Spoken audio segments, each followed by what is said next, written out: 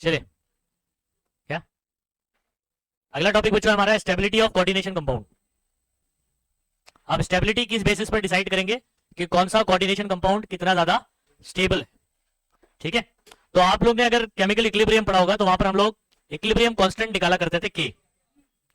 क्या फॉर्मूला होता था उसका, या क्या नाम है, हाँ, प्रोडक्ट का कॉन्सेंट्रेशन अपॉन रिएक्टेंट का concentration raise to the power equal to stoichiometry. हाँ, स्टोइकियोमेट्रिक कोएफिशिएंट। सुनो, आ जाओ डायरेक्टली मैं पहले बात करता हूं कि किसी कोऑर्डिनेशन कंपाउंड का हम लोग रिएक्शन किस तरीके से लिख सकते हैं। सुनो, मुझे बताओ सेंट्रल मेटल को कौन घेरता है, लिगेंड। मेटल को सिंबल दिया जाएगा एम, क्या दिया जाएगा, लिगेंड्स के लिए एल, है ना। अच्छा, आपको पता है हमने जो कंपाउंड्स पढ़े या तो 4 लिगेंड घेरा जा रहा है या तो 6, यही वाले एग्जांपल पढ़े अपन ने, इसमें ऑक्टाहेड्रल, टेट्राहेड्रल, स्क्वायर प्लेनार, है ना। अच्छा, तो अगर n लिगेंड्स घेरते हैं तो जनरली मैं कैसे लिखूंगा, मेरे पास कोई सेंट्रल मेटल है जिसका ये क्या दिया हुआ है, आयनिक चार्ज बोल सकते हैं या oxidation state of central metal है। जैसे कोबाल्ट है तो 3+ हो जाएगा, Fe2+ हो सकता है, 3+ हो सकता है। समझ आ रही बात। तो ये मेरे पास मेटल, तो ये जनरल रिएक्शन लिखा जा रहा है इक्विलिब्रियम वाला। मेरे पास सेंट्रल मेटल है और उसको कितने लिगेंड घेरेंगे, n लिगेंड्स। तो आपका कोऑर्डिनेशन कंपाउंड कैसे बनेगा,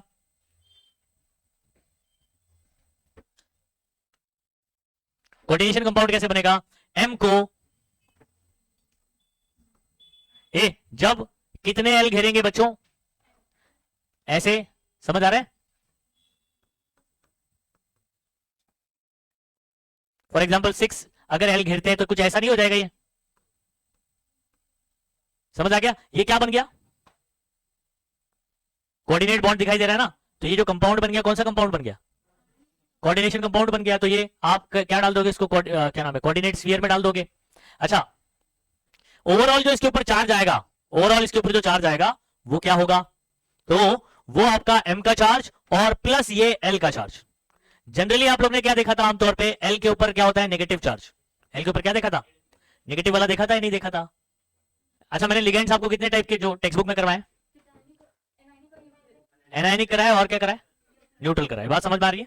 अच्छा, ओके, तो फॉर एग्जांपल इसका जो भी नेगेटिव चार्ज, अगर एनायनिक लिगेंड है तो इसका नेगेटिव चार्ज होगा और इसका क्या होगा, मेटल का पॉजिटिव। तो इसके ऊपर जो आएगा वो ओवरऑल इन दोनों का सम होगा। कैसे, मैं आपको बता देता हूं। फॉर एग्जांपल आपके पास 6 L है, कितने L है, और हर एक के ऊपर -1 है, कितना है बच्चों,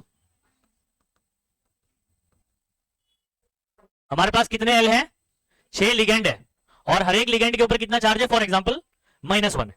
6 के ऊपर कितना होगा, वेरी गुड, तो इसके ऊपर होगा -6। मान लीजिए m के ऊपर ये जो A देख रहे हो ना, ये 3+ है या +3 बोल दो, तो m के ऊपर चार्ज है +3, कितना है, तो ये पूरा मिलाकर हो गया -6 और +3, कितना आएगा आंसर, -3। तो ये जो -3 आंसर आ रहा है वो पूरे ब्रैकेट के ऊपर होगा।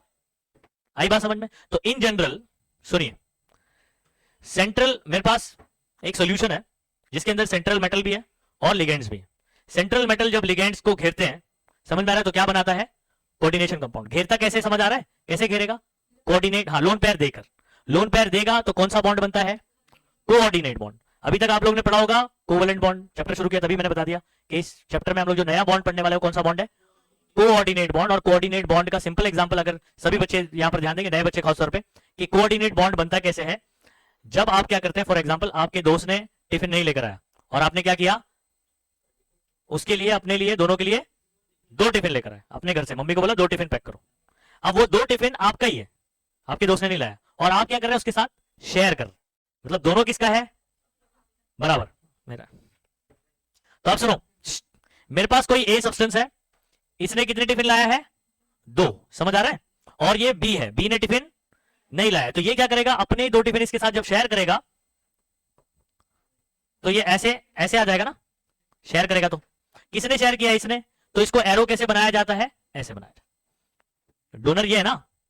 अच्छा, लुईस के अकॉर्डिंग कौन एसिड और कौन बेस, लोन पेयर देने वाला बेस होता है, डोनर कौन होता है, और एक्सेप्टर कौन होता है, एसिड होता है। एरो देख लो, इधर देखो सभी, ये वाला डायग्राम देखो, ये L L L L L मतलब क्या है, लिगेंड्स।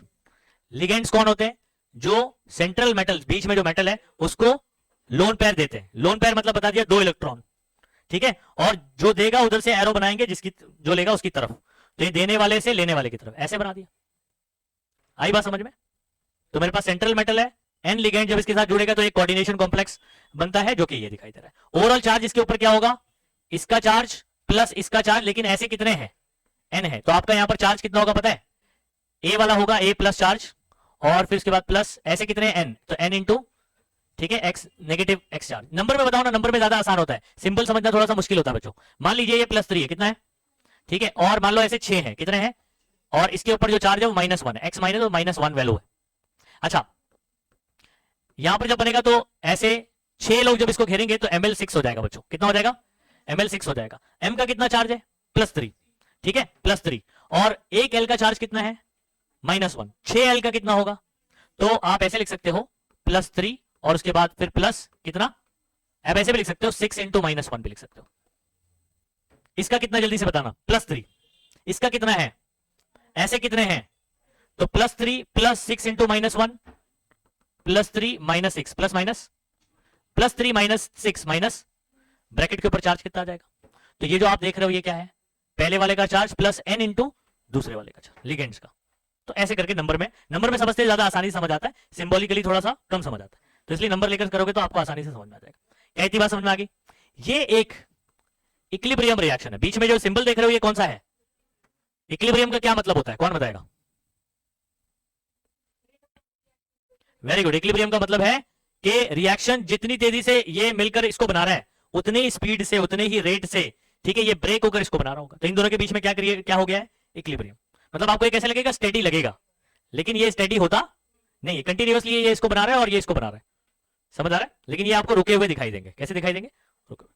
अच्छा, एरो के इस तरफ वाले को क्या कहते हैं, सिंपल सा पूछ रहा हूं, प्रोडक्ट बोलते हैं। एरो के इस तरफ वाला क्या होता है, इस तरफ वाला कौन होता है, रिएक्टेंट होता है। समझ गए बात को?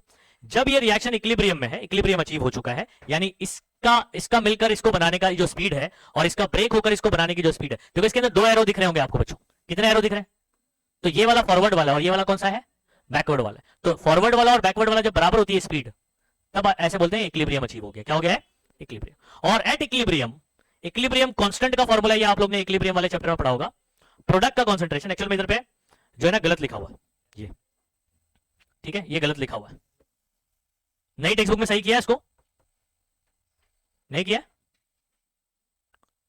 मुझे बताओ। इधर सुनो, इसके पहले कोई नंबर है स्टोइकियोमेट्री, तो पावर में क्या होना चाहिए था, ये तो इसका चार्ज है, समझ आ रहा है, तो इसको कैसे लिखना चाहिए था, इसको,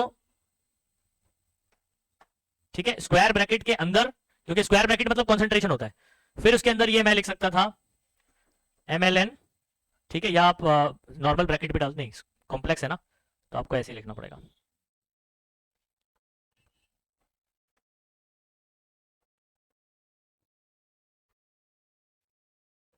ठीक है, लेकिन याद रखना ओवरऑल इसका स्टोइकियोमेट्री इसके पहले क्या है, तो पावर क्या हो जाएगा 1 डिवाइडेड बाय रिएक्टेंट कौन है बच्चों, ये और ये, इसके पहले कितना नंबर है 1, इसके पहले कितना नंबर है n, तो जब आप Ma प्लस लिखोगे तो उसका पावर कितना हो जाएगा 1, और जब आप Lx माइनस लिखोगे तो उसका पावर कितना हो जाएगा n। जो स्टोइकियोमेट्री होता है वो पावर में जाता है। स्टोइकियोमेट्री किसको बोलते हैं बच्चों, जब आप रिएक्शन को बैलेंस करते हो तो ये जो शुरुआत में नंबर लिखते हो, फॉर एग्जांपल इधर पे 6 आएगा, अगर 6 लिगेंड लगे हुए हैं, एक मेटल के साथ 6 लिगेंड जुड़ेगा तो एक ऐसा कंपाउंड बनेगा, तो ये जो पहले नंबर होता है उसको बोलते हैं स्टोइकियोमेट्री कोएफिशिएंट। थोड़ा सा रीड कर, आपको बोलने में भी तकलीफ हो रही होगी, लेकिन आप इसको बोलो स्टोइकियोमेट्री, स्टोइकियो ऐसे होता है, स्टोइकियो मेट्रिक कोएफिशिएंट, समझ आ रहा है, कोएफिशिएंट याद रहेगा, कुछ नहीं है ये नाम, सिर्फ थोड़ा सा डरावना है।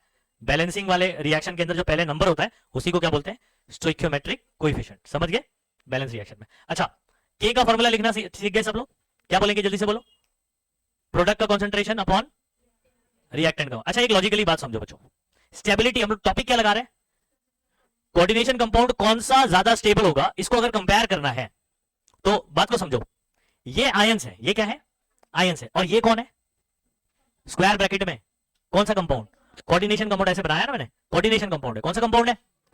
अच्छा, अगर मैं आपसे ये कहूं तुम सा हसी कायनात में, ये गाना है ना, मैं अगर कहूं तुम सा हसी, तो मैं अगर आपसे ये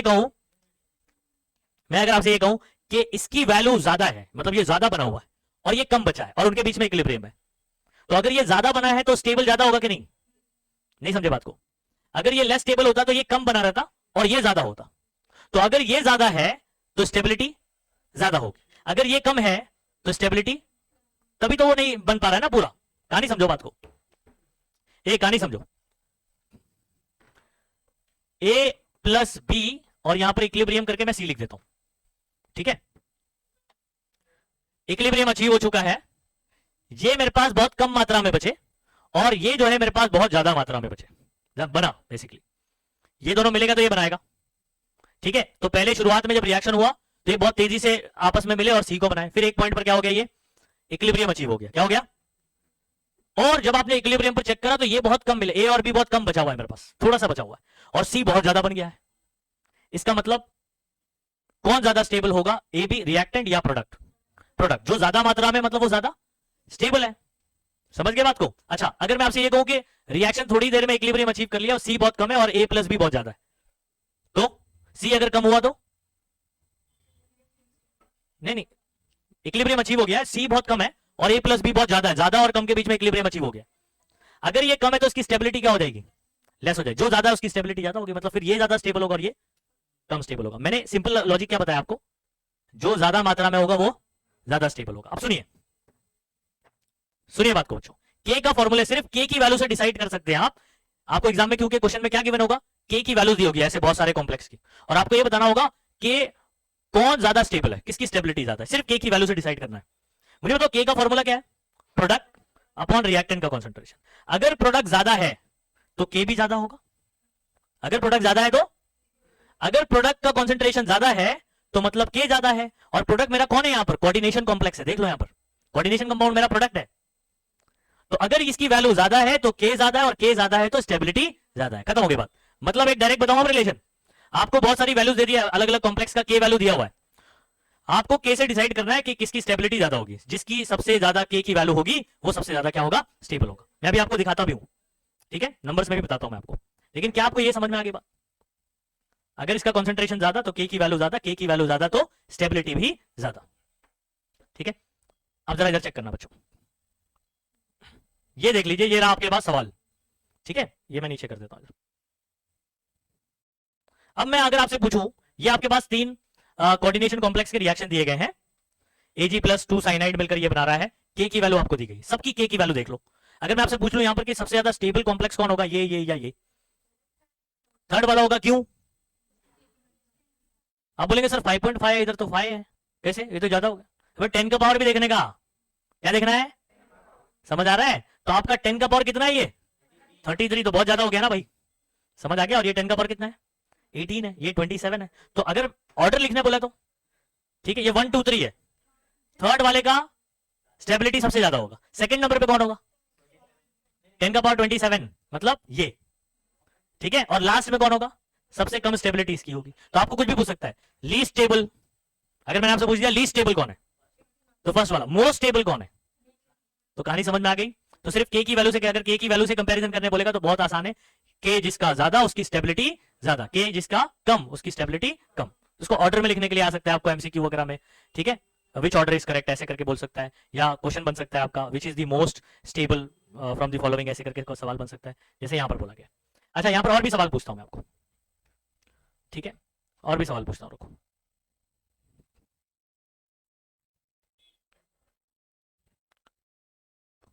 stability of is 5.5 while that of corresponding is 1.6 10⁻⁷। किसके स्टेबिलिटी ज्यादा होगी और क्यों ज्यादा होगी, बता सकते हो।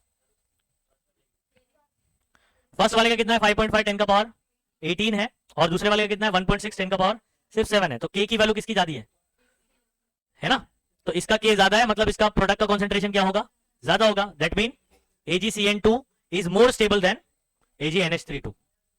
आया समझ में, समझ गए बात को।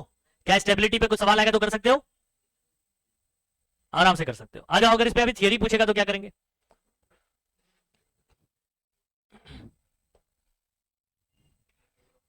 अच्छा लुईस एसिड और बेस ध्यान रखिए, क्या होता है लुईस एसिड, एसिड से एक्सेप्टर याद रखने का, एसिड से क्या याद रखोगे, तो लुईस एसिड कौन होता है, लोन पेयर को लेने वाला। अच्छा लिगेंड यहां पर क्या कर रहा है, लोन पेयर दे रहा है या ले रहा है, दे रहा है, देने वाला। मेटल क्या करता है लोन पेयर को, तू भी दे, तू भी दे, तू भी दे, तो एक्सेप्ट करता है, तो मेटल यहां पर कौन हो गया, बराबर। याद रखिए ऑब्जेक्टिव क्वेश्चन हो सकता है, 1 मार्क का क्वेश्चन हो सकता है। लोन पेयर शुरुआत में बता चुका इंट्रोडक्शन में ही, लोन पेयर लेने वाला यानी एक्सेप्टर एसिड, एक्सेप्टर एसिड तो लुईस एसिड। लोन पेयर देने वाला सेंट्रल को देगा, लिगेंड देता है। लोन पेयर डोनर बेस होगा, क्या होगा, तो डोनर बेस होता है, एक्सेप्टर एसिड होता है, याद रहेगा। अच्छा इधर देखिए,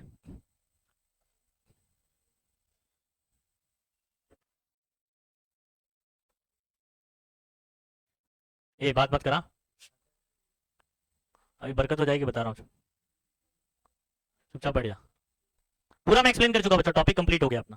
सिर्फ यहां पर देख लो हम लोग क्या याद कर सकते हैं इसके अंदर। ओके, स्टेबिलिटी को जो है ना आप कोऑर्डिनेशन कंपाउंड को एक्सप्लेन कर सकते हैं बाय स्टेबिलिटी कांस्टेंट से। कैसे, स्टेबिलिटी कांस्टेंट से। आप लोग को क्या बताया ना, यहां पर स्टेबिलिटी कांस्टेंट हो जाएगा वो, ठीक है। स्टेबिलिटी इज गवर्न बाय, अच्छा स्टेबिलिटी कैसे, किससे गवर्न होगा बच्चों, किससे कंट्रोल होगा, मेटल लिगैंड इंटरेक्शन। मेटल और लिगैंड इनके बीच में क्या है, इंटरेक्शन। वो लोन पेयर दे रहा है और ये लोन पेयर को क्या कर रहा है, ले रहा है, तो क्या बोलेंगे हम लोग, stability is govern by metal ligand interaction. समझ आ रहा है। अच्छा इंटरेक्शन में अगर मैं बात करूं, यहां पर जो मेटल कैसे काम कर रहा है, तो मेटल सर्व्स एज, बताओ, लोन पेयर, एक्सेप्टर और डोनर। एक्सेप्टर कौन होता है, लुईस एसिड होता है। तो यहां पर क्या बात कर रहे हैं, metal serves as electron pair acceptor, while ligand, ठीक है, lone pair donor which is called as Lewis base. आप ऐसे भी लिख सकते हो इस पॉइंट को, metal serves as Lewis acid while ligand serves as Lewis base. आप इसको अगर इतना बड़ा नहीं याद करने का तो ऐसे मत लिखकर, ना लिख के आप ऐसे लिख सकते हो, लुईस एसिड लिख सकते हो, ये ज्यादा आसान होगा। Metal serves as Lewis acid मतलब लिख लीजिएगा कि लुईस एसिड मतलब लोन पेयर एक्सेप्टर, समझ आ रहा है, और लुईस बेस मतलब लोन पेयर डोनर, ठीक है। अच्छा stronger the interaction greater is the stability of complex. अच्छा आप जो यहां पर मेटल और लिगैंड का इंटरेक्शन को कैसे मान सकते हो, लुईस एसिड बेस इंटरेक्शन। कैसे मान सकते हो, लुईस एसिड बेस इंटरेक्शन। इनका इंटरेक्शन जितना स्ट्रॉन्ग होगा, इनका इंटरेक्शन जितना, उतना ज्यादा स्टेबल कंपाउंड बनाएगा ये, ठीक है। तो यहां पर क्या बोलेंगे, metal ligand interaction can be realised as Lewis acid base interaction. Stronger the interaction greater is the stability of complex. इतना लिख देने का, इतना थियरी आपको स्टेबिलिटी के बारे में समझ में आ रहा है, पॉइंट्स बना के आप इसको लिख सकते हैं। नेक्स्ट पॉइंट देखो, समझ में आना चाहिए अपने को, हर एक पॉइंट जो भी आप याद कर रहे हो, आपको रट्टा नहीं मारना है, वहां पर आपको समझ लोगे तो आप अपने हिसाब से भी स्टेटमेंट लिख सकते हो। फिर आपको एक्सप्लेन विद एग्जांपल जब बोलेगा, stability of coordination complex on the basis of क्या बोलेगा, acid base interaction, Lewis acid base interaction अगर आपको बता रहा है, फिर आपको वो थियरी लिखने के बाद कंसीडर ये वाला जनरल एग्जांपल लिखने का, ठीक है। के का फॉर्मूला आप लिख दीजिए और उसके बाद यहां पर लिख दिए कि हायर द वैल्यू ऑफ के larger is the thermodynamic stability of complex. इतना लिख दिया, खत्म हो गई बात। समझे क्या लिखना है यहां पर, देखो मैं टिक मार्क कर दे रहा हूं बच्चों। इसके ऊपर जो कंसीडर किया गया वो लिखिए, ठीक है। ये वाला रिएक्शन लिखना है, इधर पे ये वाला नहीं भी लिखोगे चलेगा, डायरेक्ट के का फॉर्मूला लिख दो, ठीक है। और यहां पर लिख दो हायर द वैल्यू ऑफ के larger is the thermodynamic stability of complex, इतना कर दो, ठीक है। इसको आंसर को प्रिपेयर करना, ठीक है। क्वेश्चन कैसे पूछेगा, जो हेडिंग है वही क्वेश्चन पूछेगा, explain stability of coordination compound, ठीक है। क्या इस टॉपिक का कंक्लूजन याद हो गया बच्चों, आपको टॉपिक का कंक्लूजन याद हो गया। फाइनल आपको क्या याद रखना है, कॉम्पिटिटिव के लिए बता रहा हूं, के ज्यादा स्टेबिलिटी ज्यादा, ठीक है। शॉर्ट में बताऊं, अगर ये टॉपिक को सिर्फ आपको एक झटके में कर लेना है ये टॉपिक को, तो आपको सिर्फ ना यहां पर लिखना है बच्चों, ऊपर ही जहां पर ये टॉपिक शुरू हुआ अपना, वहां पर सिर्फ इतना लिख दीजिए, आपका टॉपिक खत्म हो गया। ये देखो शॉर्ट में इतना लिखने का, के ज्यादा स्टेबिलिटी ज्यादा, या आप ऐसे लिख सकते हो K is directly proportional to, या stability is directly proportional to K. इसका क्या मतलब है, के ज्यादा होगा तो स्टेबिलिटी ज्यादा, के कम होगा तो स्टेबिलिटी भी कम। ये पूरा टॉपिक एक झटके में कवर हो गया, और कुछ रीड करने की जरूरत नहीं है। जब आप कॉम्पिटिटिव के लिए तैयारी कर रहे हो इतना बस हो गया। हायर द वैल्यू ऑफ के ग्रेटर इज इट्स स्टेबिलिटी, ठीक है। तो शॉर्ट में इसको लिख के रखें, सीटी वगैरह की तैयारी कर रहे हैं या कॉम्पिटिटिव कोई भी जेई वगैरह की तैयारी कर रहे हैं, नीट की तैयारी कर रहे हैं, तो बस इतना काफी हो जाता है इसमें। और बस क्वेश्चन समझ में आना चाहिए, क्वेश्चन तो समझ आएगा ही ना अभी जो हम लोग ने डिस्कस किया। चलो नेक्स्ट करें। बच्चों सुनो, अच्छा अदर फैक्टर्स जो है ना, जो स्टेबिलिटी को गवर्न करते हैं, उसके अंदर हम लोग बात करेंगे चार्ज टू साइज रेशो। कौन सा ratio? Charge to size ratio.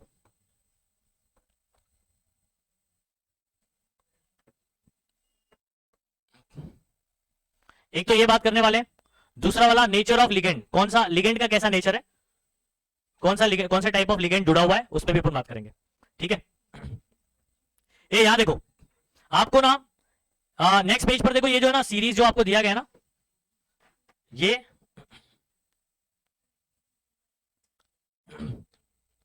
The above stability order is what, इरवी विलियम, है ना, बराबर है। ये सुनो, इसका ऑर्डर आपको याद रखना है, और इसके अंदर अपन कॉपर और इसकी बात करेंगे, कैडमियम। कॉपर की स्टेबिलिटी सबसे ज्यादा इनमें, इनके ऊपर चार्ज देख लो, सबके ऊपर क्या है।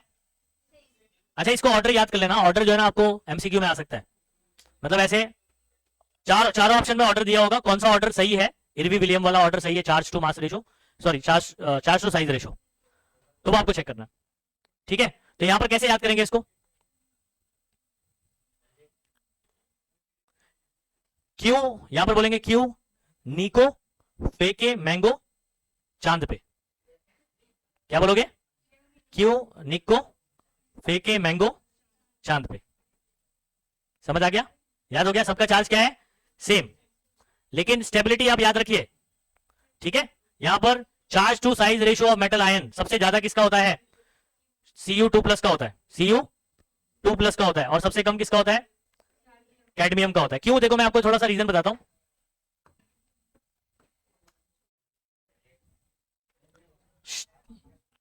ये आप लोग को ग्रुप नंबर 12 याद है, 12 और 11, ये तो नहीं पढ़ा होगा आप लोग ने। जिंदगी चांदनी हो गई, जिंदगी चांदनी हो गई, हाँ? और 11 का जो है ना आपका, यहां पर कौन आ जाएगा, Cu।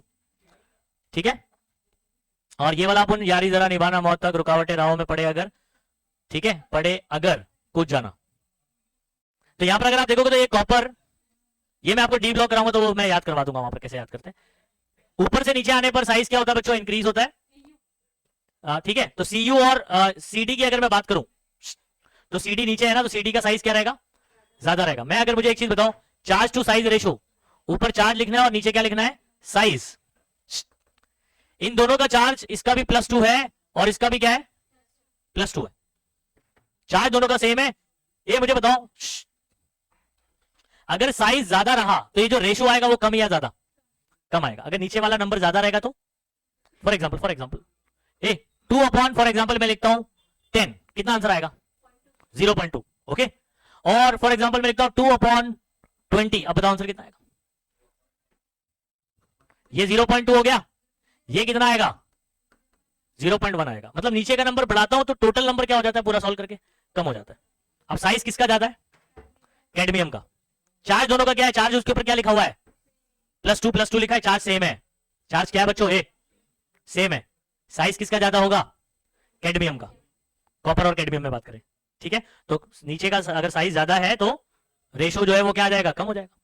तो इसलिए जो है ना ये अपने को लास्ट में दिया हुआ, देखो कैडमियम, और ये वाला कॉपर पहले दिया हुआ। समझ आ रहा है, इसको याद कैसे करेंगे, इरवी विलियम ऑर्डर। इरवी विलियम ऑर्डर कैसे याद करोगे, स्टेबिलिटी के लिए ये इतने एलिमेंट दिया गया है, क्या बोलेंगे, क्यों निको फेंके मैंगो चांद पे, हो गया।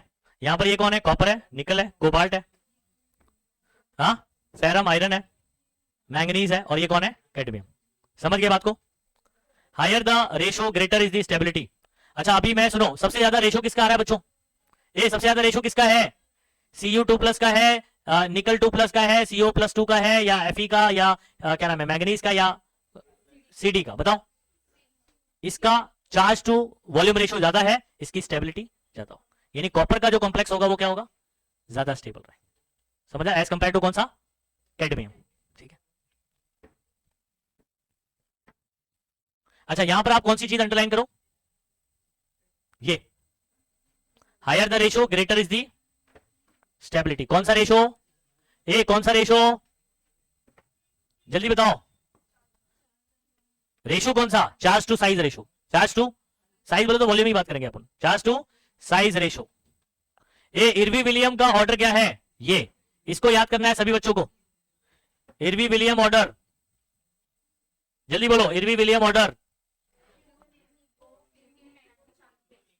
जल्दी सभी बच्चों को याद होना चाहिए। क्यों?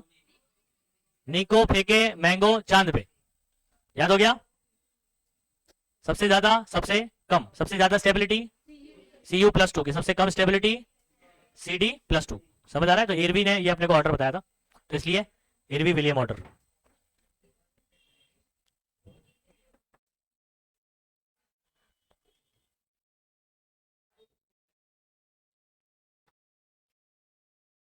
ठीक है, यहां पर देखो नाम लिखा है, नाम को अंडरलाइन करो, Irving William order, Irving William order, नाम को भी अंडरलाइन करो।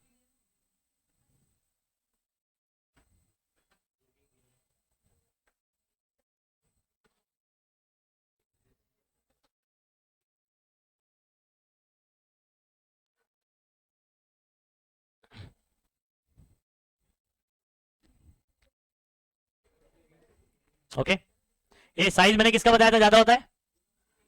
कैडमियम का। देखो इसका ना रेडियस का दिया हुआ है, ठीक है, आयनिक रेडियस दिया है कितना, 97 पिकोमीटर, और इसका कितना है 69, तो 97 ज्यादा होता है ना, तो अपॉन में 97 रहेगा। अपन वॉल्यूम लिखेंगे या डायरेक्टली रेडियस भी लिखेंगे तो ये रेशो क्या आ जाएगा, इसके लिए कम आएगा और इसके लिए क्या आएगा, ज्यादा आएगा। इसका रेडियस कम है मतलब साइज, साइज कम है, रेशो क्या आएगा, चार्ज टू साइज रेशो ज्यादा है, ये बात ध्यान रखना। दूसरा जो डिपेंडेंसी है फैक्टर अफेक्टिंग, मैंने देखो दो बताया, पहला वाला चार्ज टू साइज रेशो, पहला क्या, और दूसरा क्या है, nature of ligand attached to the central metal. अच्छा, second factor that governs stability of complex is related to how easily ligand can donate its lone pair। सुनो बात को, ये सुनो, सेंट्रल मेटल है बच्चों, ठीक है, सेंट्रल मेटल है और कोई लिगैंड जो है अपना लोन पेयर इसको डोनेट करता है। मुझे एक चीज बताओ, अगर ये बहुत आसानी से लोन पेयर डोनेट कर पा रहा है तो मतलब अच्छा बॉन्डिंग बनेगा। अगर इसको लोन पेयर देने में दिक्कत हो रही है तो क्या बॉन्डिंग अच्छा बन पाएगा इनका, नहीं। तो मतलब सेकंड फैक्टर किस पे डिपेंड करता है कि जो लिगेंड है वो कितना आसानी से इसको लोन पेयर, अच्छा लोन पेयर अगर आसानी से दे देता है, मुझे एक चीज बताओ, लोन पेयर देने वाले का नाम क्या था लुइस के अकॉर्डिंग, लोन पेयर देने वाला यार donor, donor is base, donor is acceptor is acid, acceptor is acid, बोलो acceptor is, lone pair donor, देता कौन है, लिगेंड, हाँ बेस देता है, लिगेंड दे रहा है, तो लिगेंड दे रहा है तो लिगेंड कौन है, लुइस बेस है। अगर ये लोन पेयर बहुत आसानी से दे पा रहा है, उस बेस की बेसिसिटी ज्यादा होगी। क्या बोला मैंने, लोन पेयर देने की एबिलिटी को बेसिसिटी बोलेंगे। क्या बोलेंगे बच्चों, एसिडिटी कैसे बोलेंगे, वो अभी तुम H+ और उसमें मत चले जाओ, यहां पर लोन पेयर डोनेट करने की बात कर रहे हैं। किसकी बात कर रहे हैं, लोन पेयर। देखो यहां पर पढ़ो, ये देखो, ये इधर सुनो, सेकंड फैक्टर जो है वो क्या है, how easily the ligand can donate its lone pair of electron to central metal ion, that is क्या बोला है, बेसिसिटी ऑफ लिगेंड। लिगेंड की बेसिसिटी जितनी अच्छी रहेगी उतना आराम से ये क्या करेगा, लोन पेयर दे देगा और कोऑर्डिनेट बॉन्ड बनाएगा। कौन सा बॉन्ड बनाएगा, कोऑर्डिनेट बॉन्ड बनाएगा। The ligand those are stronger bases tend to form more stable complex. Strong base basicity ज्यादा रहेगी, समझ में आ रहा है, स्ट्रॉन्ग बेस बेसिसिटी क्या होगी, ज्यादा रहेगी, और वो उतना आसानी से लोन पेयर देकर क्या बनाएगा, कोऑर्डिनेशन कॉम्प्लेक्स बनाएगा। नहीं आ रही बात समझ में? अच्छा फॉर एग्जांपल अगर मान लीजिए कोऑर्डिनेशन बॉन्ड की बात करता हूं, आपके दोस्त टिफिन नहीं लेकर आता है और आपको उसके लिए क्या करना है, हाँ तो एक अपने लिए एक दोस्त के लिए 2 टिफिन लेकर जाना है, लेकिन आपकी मम्मी बोलती है नहीं बनाऊंगी। समझ आ रहा है, समझ आ रहा है कि नहीं आ रहा है?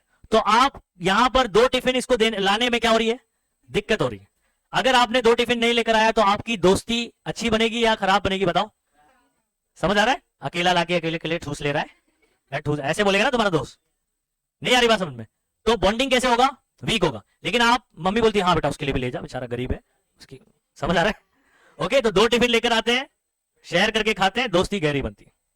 तो मतलब आसानी से अगर लोन पेयर डोनेट किया जाएगा तो बोलो बोलो, समझ आ रहा है, स्ट्रॉन्ग बॉन्ड बनेगा। कैसा बनेगा, और जो कॉम्प्लेक्स बनेगा वो भी कैसा होगा, स्ट्रॉन्ग होगा, और उसकी स्टेबिलिटी फिर ज्यादा होगी।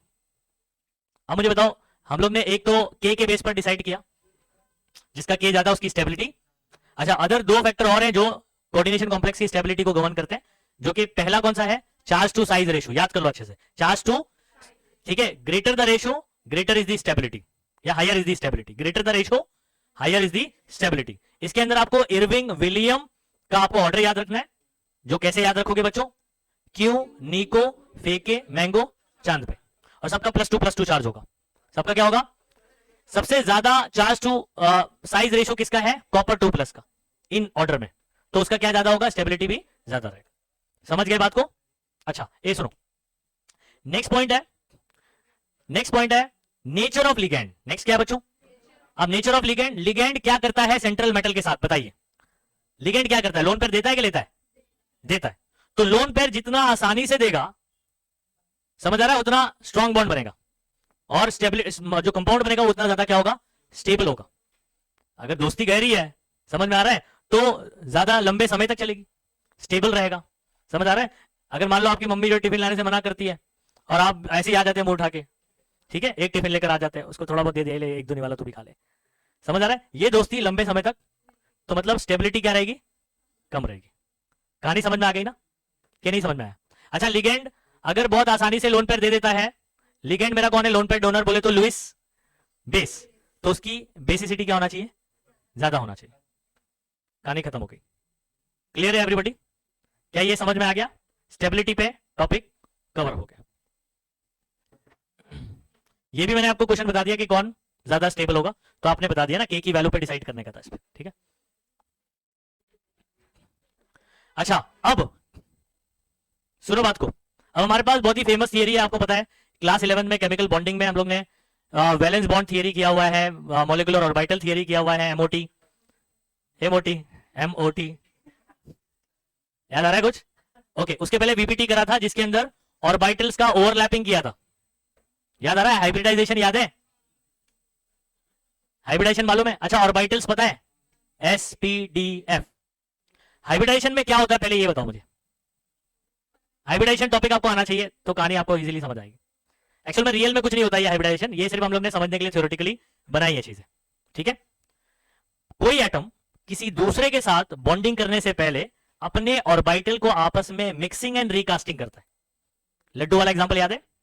Mixing and recasting. For example बच्चों देखो मैं ये बता रहा हूं कि एक एटम दूसरे एटम से जब कंबाइन होता है, फॉर एग्जांपल बच्चों जैसे आपको CH4 याद है, मीथेन याद है, एक कार्बन कितने हाइड्रोजन से जुड़ता है? 4।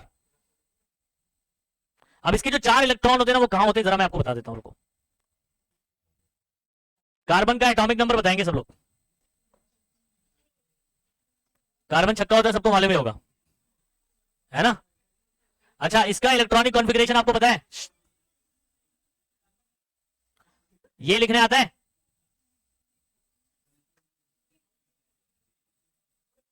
ये इलेक्ट्रॉनिक कॉन्फ़िगरेशन हो गया। इसके डब्बे बना लेते हैं, डब्बा बनाने आता है? एस का कितना डब्बा होता है?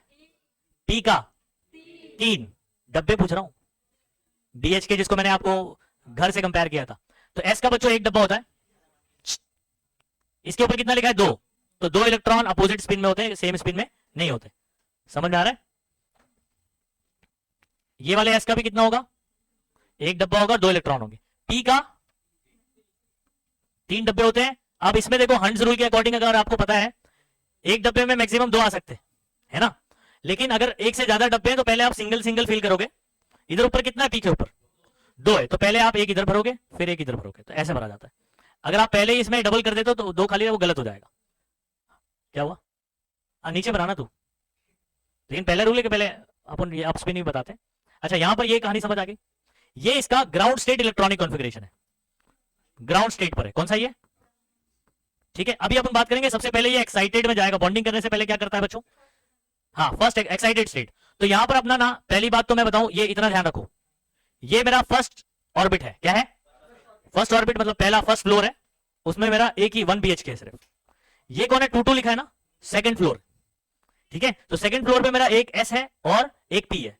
S मतलब 1 BH, S मतलब, P मतलब 3 BH, 3 बेडरूम। समझ में आ रहा है? 3 बेडरूम हॉल किचन। तो अब सुनो बात को, इसमें 2 हो गए तो यहां पर एक और 2 डायरेक्ट भर दिया, सिंगल ही था। इसमें 2 है, अभी 3 BH तो यहां पर पहले ये सिंगल सिंगल रहेंगे। समझ आ रहा है?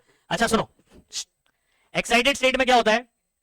सेम फ्लोर पे कौन है, ये दोनों ना, ये वाले का इलेक्ट्रॉन उधर नहीं जा सकता है, लेकिन सेम फ्लोर पर ये वाला जो इलेक्ट्रॉन इधर पे, मान लो आपके मम्मी पापा इसमें रहते हैं, दादा दादी, अच्छा ठीक है, दादा दादी, ठीक है, झगड़ा हो गया दादा दादी का, दादी भाग गई उधर पे, समझ आ रहा है। ये एक्साइटेड स्टेट में क्या होगा बच्चों, दादा बेचारे रह गए अकेले, दादी चली गई, बोले अपना एक रूम खाली है, मैं उधर जाती, तो इधर पे आ गए, ये दो तो यहीं पर थे ही, ऐसे हो गया। ये क्या बोला जाता है बच्चों, एक्साइटेड स्टेट। तो यानी सबसे पहले ग्राउंड से ये क्या हुआ, एक्साइटेड स्टेट। अब मेरे पास कितने इलेक्ट्रॉन अनपैड है, ये इलेक्ट्रॉन है जो एरो बना रहा हूं, 4 इलेक्ट्रॉन कैसे हैं, अनपैड है। अब मुझे एक चीज बताओ, ये चारों इलेक्ट्रॉन अगर डायरेक्टली शेयर किए जाए किसी के साथ में, ठीक है, तो ये मेरा एस से आ रहा है, याद रखना, ये कहां पर है 2s, ये कहां पर है, ये सब अपने 2p में। तो अगर फॉर एग्जांपल ये वाला किसी हाइड्रोजन को देते हैं आप, जिसके पास ऑलरेडी एक अनपैड इलेक्ट्रॉन है, ठीक है, ये हाइड्रोजन का है, ऐसे और हाइड्रोजन है, एक और हाइड्रोजन आ गया, इसको दे दिया, ये वाला इसको, ये वाला इसको। अब मुझे एक चीज बताओ, ये सब हम लोग ने क्या कर दिया, हाइड्रोजन को दे दिया एक, हाइड्रोजन के पास भी एक इलेक्ट्रॉन होता है, वो एक और ये एक मिलकर जोड़ी बन जाएगी, पैर हो जाएंगे, समझ आ रहा है, इसके साथ भी, इसके साथ भी, इसके साथ। लेकिन आप एक चीज गौर करोगे ना, ये s और हाइड्रोजन का भी इलेक्ट्रॉनिक कॉन्फ़िगरेशन जब आप लिखोगे ना, वेरी गुड, 1s1 क्या होता है, तो 2s का 1s के साथ में, 2p का 1s के, 2p का 1s 2p का, तो अगर आप देखोगे तो नाइंसाफी हो गई यहां पर। प्रैक्टिकली जब हम लोग इसको फाइंड आउट करते हैं, चारों बॉन्ड, ये बॉन्डिंग है, इग्नोर के 4 बॉन्ड बने, कितने 4, तो ये कार्बन है, ऐसे 4 हाइड्रोजन के साथ बॉन्ड बनाया हुआ। प्रैक्टिकली जब हम लोग इन बॉन्ड को चेक करते हैं तो चारों बॉन्ड अपने को सिमिलर मिलते हैं, चारों बॉन्ड। लेकिन इसके अकॉर्डिंग अगर मैं देखूं तो ये वाला अलग टाइप का और ये तीनों सेम टाइप के बॉन्ड है, पी और एस के बीच में, पी और एस, पी और एस, लेकिन ये एस और नहीं, हाइड्रोजन का एस है और ये भी एस है, 2s और एस के बीच में हो गया एस एस, ठीक है, P S P S P S. ये क्या बोल रहा हूं, समझ आ रहा है, ये पी ऑर्बिटल है और हाइड्रोजन का क्या होता है एस, तो P S P S P S और एस एस। तो यहां पर क्या समझ आ रहा है आपको, अभी नाइंसाफी हो गई है, क्या हो गई है। प्रैक्टिकली हम लोग जब देखते हैं तो ये बॉन्ड, चारों के चारों बॉन्ड क्या होते हैं, सेम होते हैं, सिमिलर होते हैं, सिमिलर टाइप के। तो यहां पर जो है ना बच्चों, हाइब्रिडाइजेशन का कॉन्सेप्ट आया, किसका आया। अब इसको ना एक लड्डू के माध्यम से समझो, कि मान लो ये 4 लड्डू है हमारे पास, कितने लड्डू है, ये 3 लड्डू जो है ना, फॉर एग्जांपल मोतीचूर के लड्डू देखा है तुम लोगों ने, मोतीचूर का लड्डू देखा है, और एक बेसन का लड्डू है, ये 3 मोतीचूर का लड्डू है और ये क्या है। अब फॉर एग्जांपल बच्चों, अगर ये 4 लड्डू मुझे, फॉर एग्जांपल ये 4 लोग बैठे हैं, इनमें बांटना है ना, तो ये बच्ची को मिल गया मोतीचूर का, सॉरी इसको मिल गया बेसन का, और बाकी 3 को मिल गया मोतीचूर, नाइंसाफी नहीं हो गई।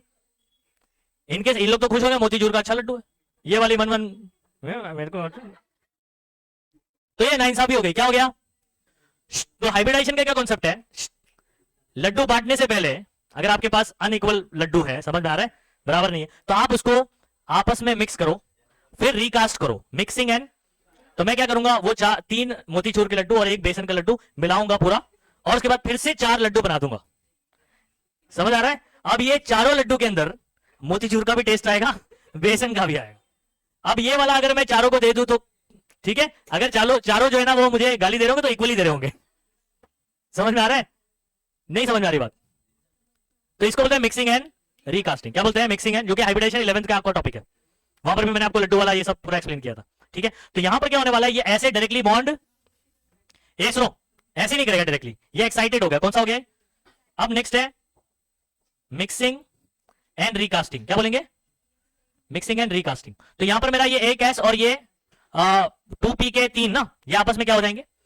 अच्छा ये इसको भी ना नाम देते हैं अपन, ये px py और इसको pz कहा जाता है। px 2p के अंदर, जो p के अंदर भी 3 होते हैं ना, तो हर एक का नाम रहता है x y और z, px py pz।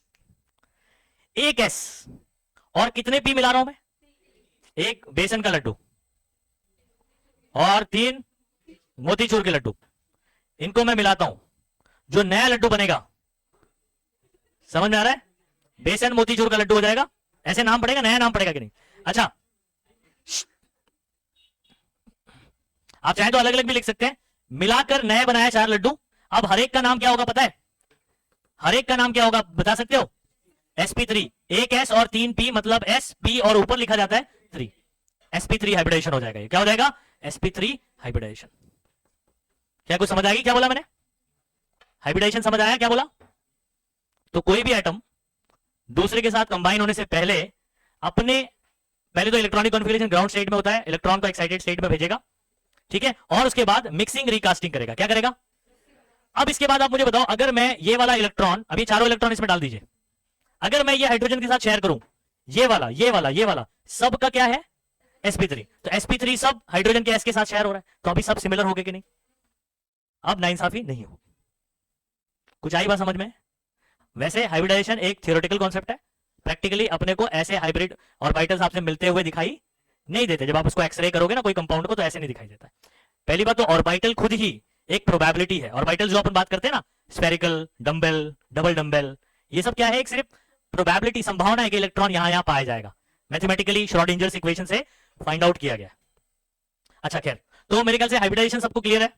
अच्छा, हाइब्रिडाइजेशन में ना आप ध्यान रखिए, आपके अलग अलग होते हैं। जैसे अगर sp बोलेगा ना, sp होता है लीनियर। क्या होता है? आपको इसका शेप ज्योमेट्री याद रखना पड़ेगा। sp कैसा होता है? लीनियर होता है। अगर आपको sp2 बोला जाएगा तो वेरी गुड, ट्राइगोनल प्लेनार होता है, याद रखिए इस बात को। sp3 बोलेगा तो नहीं, सिर्फ टेट्राहेड्रल होता है sp3। sp3 टेट्राहेड्रल बनाता है। देखो ये आपको याद रखना बच्चों, ये कॉलम में भी आगे दिया हुआ है, मैं आपको सिर्फ वहां पे लिखा देता हूं। अगर इसके बाद और कौन सा sp3d भी है, लेकिन वो वाला अपने को यूज नहीं है अभी। एक है sp3d2, क्या है? sp3d2 अगर, वेरी गुड, ऑक्टाहेड्रल आएगा। ये इधर लिखो, हाइब्रिडाइजेशन अगर sp है तो इधर क्या लिखोगे? लिखो लीनियर, ठीक है। टेट्राहेड्रल के लिए क्या होता है? sp3 होता है, याद रखिए हाइब्रिडेशन, ठीक है। और स्क्वायर प्लेनर के लिए क्या होता है? हाँ, dsp2, हाँ बराबर, टोटल 4 होना चाहिए, dsp2,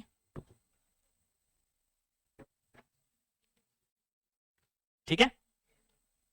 और ये वाला कौन सा हो जाएगा? d2sp3 हो या sp, देखो d2 पहले आए, यहां पर ना d पहले क्यों आ रहा है और बाद में क्यों आ रहा है मैं आपको बताऊंगा। इनर और आउटर वाली कहानी है इधर पे। कौन सी?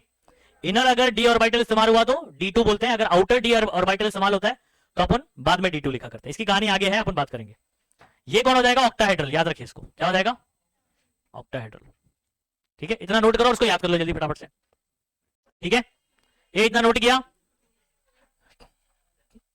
अच्छा, कौन बताएगा हाइब्रिडाइजेशन का फॉर्मूला? पता है कोई शॉर्टकट फॉर्मूला जिससे अपन ये निकाला करते? Very good. तो यहां पर ना बच्चों आप ये हाइब्रिडाइजेशन का फॉर्मूला भी लिखो, number of sigma bond plus number of lone pair, ये शॉर्टकट फॉर्मूला है। अगर आपको किसी कंपाउंड में ये पता चल रहा है कि सिग्मा बॉन्ड कितने बन रहे हैं और उसके पास लोन पेयर कितने हैं, तो आप ये निकाल सकते हो। एक एग्जांपल मैं बता देता हूं, एक एग्जांपल बताता हूं। ये आपके पास NH3 है और आपको पता है कि नाइट्रोजन के पास एक लोन पेयर होता है, सही है बच्चों। अगर इसको ओपन करूं तो नाइट्रोजन के पास 3 हाइड्रोजन होगा। अभी मैं पूरा शेप के अकॉर्डिंग नहीं बना रहा, जनरली अपन जैसे ड्रॉ करते हैं वैसे बना रहा हूं। जो सिंगल बॉन्ड आपको कहीं पर भी दिखाई दे रहा है वो सिग्मा बॉन्ड ही होता है। सिंगल बॉन्ड कितने दिखाई दे रहे हैं अपन? अगर कहीं पर फॉर एग्जांपल जैसे कार्बन वगैरह के इसमें डबल बॉन्ड भी बात करते हैं तो उसमें एक सिग्मा है और दूसरा वाला कौन होता है? अब बोले सर ट्रिपल दिखाई दे रहा है तो एक ही सिग्मा है, बाकी दोनों पाई पाई। समझ गए बात को? यानी क्या मतलब समझ आया कि जो पहला बॉन्ड होता है किसी भी एटम के बीच में वो कौन सा होगा? सिग्मा बॉन्ड ही रहेगा। अगर डबल हो जाए तो एक पहला एक सिग्मा है, फिर नेक्स्ट वाला कौन सा बना हुआ है? 3 है तो एक ही सिग्मा है, बाकी दोनों कौन रहेगा? पाई रहेगा। इस बात को ध्यान रखें। तो इस स्ट्रक्चर में आपको 1 2 3 सिग्मा दिखाई दे रहा है। और लोन पेयर कितने हैं? ये 2 इलेक्ट्रॉन है, लोन पेयर एक ही है। जोड़ी कितनी है? पेयर यानी जोड़ी होता है, ठीक है। लोन अलोन, अकेली इलेक्ट्रॉन की जोड़ी कितनी है? एक ही है। तो अगर मैं हाइब्रिडाइजेशन का फॉर्मूला लिखूं तो सिग्मा कितना है? 3 और लोन पेयर कितना है? 1। 3 + 1 कितना होता है बच्चों? अच्छा, 4 को sp इसमें कैसे लिखा जाता है? s लिखूंगा उसके ऊपर 1, p लिखूंगा उसके ऊपर कितना? 1 + 3। अब बोलेंगे सर s के ऊपर डायरेक्टली 4 क्यों नहीं लिख दिया? अच्छा, s के कितने डब्बे होते? तो 1 ही लिखा जाएगा, 1 से मैक्सिमम नहीं होगा। p के कितने डब्बे होते? तो p पे मैक्सिमम 3 ही जा सकता है। फॉर एग्जाम्पल सर हमारा 3 आया आंसर, तो s1 p2। सर 2 आया तो s1 p1। सर 5 आया तो s1 p3 p4 मत कर देना, 3 से ज्यादा नहीं होगा। फिर d, अच्छा d के कितने डब्बे होते? 5 होते। लाइन वाइज याद कर लो, ऑड नंबर तो है। पहले तो spdf याद कर लो, spdf एस का 1 डब्बा होता है, टी का 3 डब्बा होता है, डी के 5 डब्बे होते हैं और एफ के 7 डब्बे होते हैं। हाँ, ए 1 3 5 7 याद रहेगा नहीं याद रहेगा। अच्छा, डी पे अब मैक्सिमम मैं 5 तक जा सकता हूं। डी पे मैक्सिमम कितना जा सकता हूं मैं? 5 तक जा सकता हूं। तो यहां पर मेरा फॉर एग्जांपल अगर 6 आता है, फॉर एग्जांपल कितना आता है? 6 आता है, तो 1 3 और उसके बाद क्या करोगे आप? 2 कर दो। तो sp3d2, S1 बोलते नहीं अपन, तो sp3d2 इस तरीके से चलेगा। और ये वाला केस कौन सा हो जाएगा? sp3d2। d2 चाहे बाद में आए चाहे पहले आए बच्चों, आपका ये ऑक्टाहेड्रल ही बनेगा। क्या बनेगा? ऑक्टाहेड्रल बनेगा। और इसमें भी बता दूं आपको, dsp2 चाहे d पहले आए या sp2d आ जाए, dsp2 आ जाए या sp2d आ जाए, इस केस में आपका ये क्या बनेगा? स्क्वायर प्लेनर बनेगा। तो आपका ना हाइब्रिडाइजेशन से स्ट्रक्चर पहचानना, मतलब इसका जो ज्योमेट्री है वो पहचानना बहुत ही आसान होता है। समझ गए बात को? इसको एकदम अच्छे से याद कर लीजिए। अच्छा, लीनियर मॉलिक्यूल कोई पता है आपको? एसपी में कोई एग्जांपल? हाँ, BeCl2, carbon dioxide, CO2, carbon होता है, इधर ऑक्सीजन इधर ऑक्सीजन, क्या हो गया ये?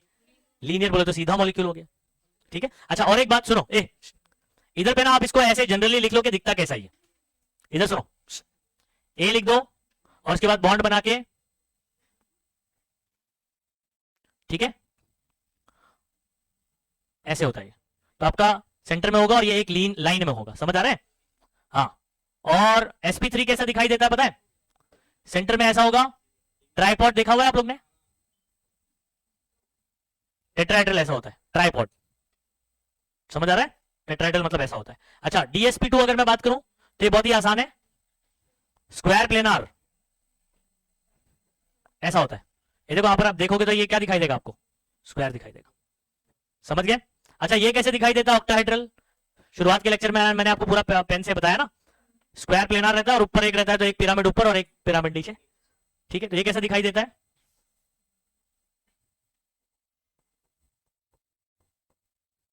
एक ऊपर की तरफ होगा और एक नीचे की तरफ। अगर आप इसको पूरा शेप बनाना चाहते हैं, ऐसे ऐसे बनेगा, ऐसे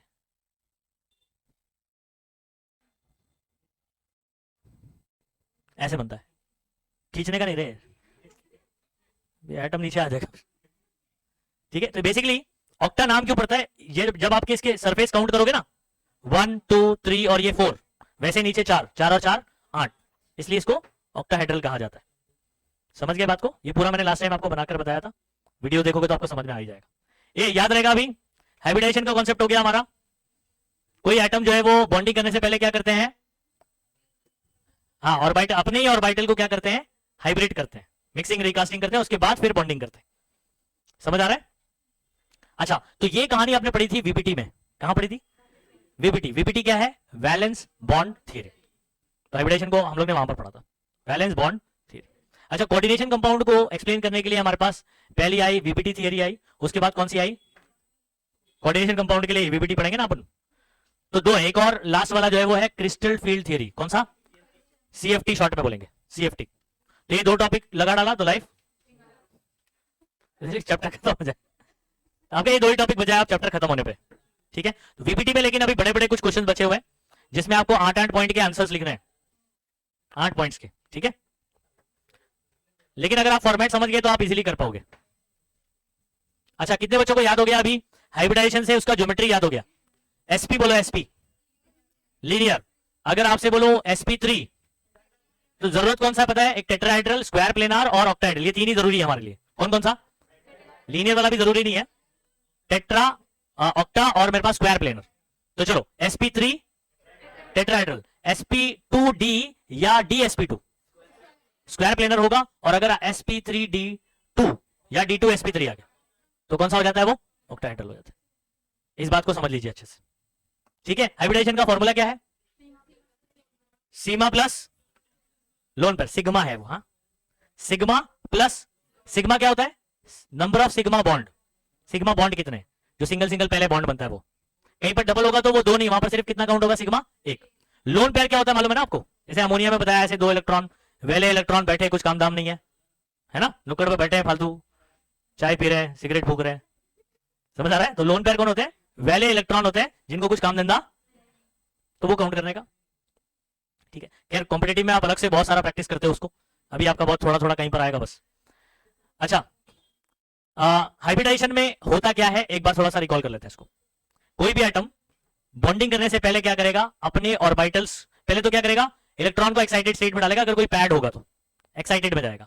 हाँ, वो एक्साइटेड इलेक्ट्रॉन अलग अलग ऑर्बिटल में होंगे, तो ये क्या होगा, अपना ऑर्बिटल्स को मिक्सिंग एंड रिकास्टिंग करेगा ताकि नाइंसाफी ना हो, सबको मोतीचूर और बेसन का लड्डू मिल जाए मिक्स, बराबर, भले वो खाने में अच्छा ना लगे लेकिन नाइंसाफी नहीं होना चाहिए। अच्छा, अभी हम लोग शुरू करने जा रहे हैं वीपीटी। क्या शुरू करने जा रहे हैं, वीपीटी का क्या फुल फॉर्म है, वैलेंस बॉन्ड थियरी।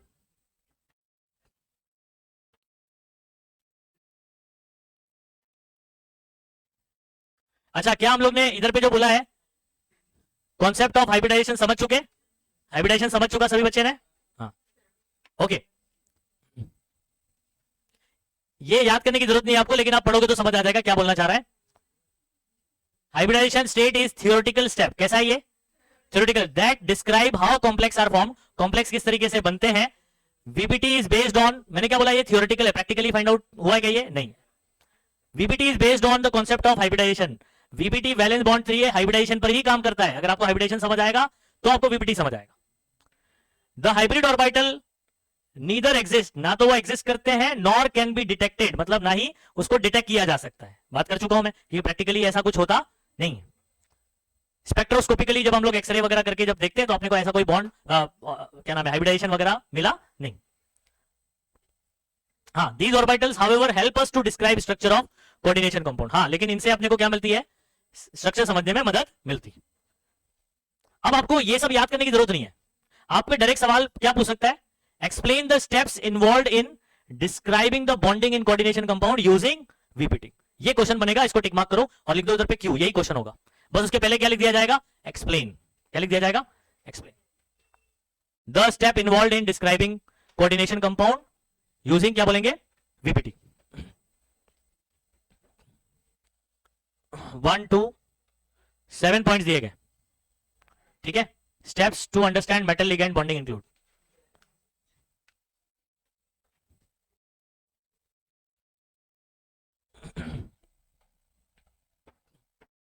सुनो यहां पर मेटल यूजुअली जो हम लोग इस्तेमाल करते हैं, सुनो, डी ऑर्बिटल इनके पास खाली होते हैं, क्या खाली होते हैं, डी। अच्छा, ऑर्बिटल्स की कहानी पता है बच्चों आपको,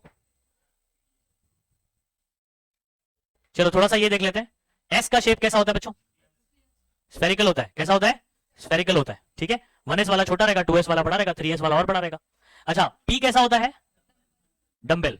अब ये जो डंबल वाला है अलॉन्ग एक्स एक्सिस हो सकता है, वाई एक्सिस हो सकता है और जेड एक्सिस हो सकता है, ठीक है। तो ये पी ऐसा दिखाई पड़ता है डंबल की तरह। और डी वाला कैसे दिखता है, डबल डंबल, समझ आ रहा है। इसके अंदर एक और क्या नाम है, डी जेड स्क्वायर वाला आता है, वो कैसा होता है,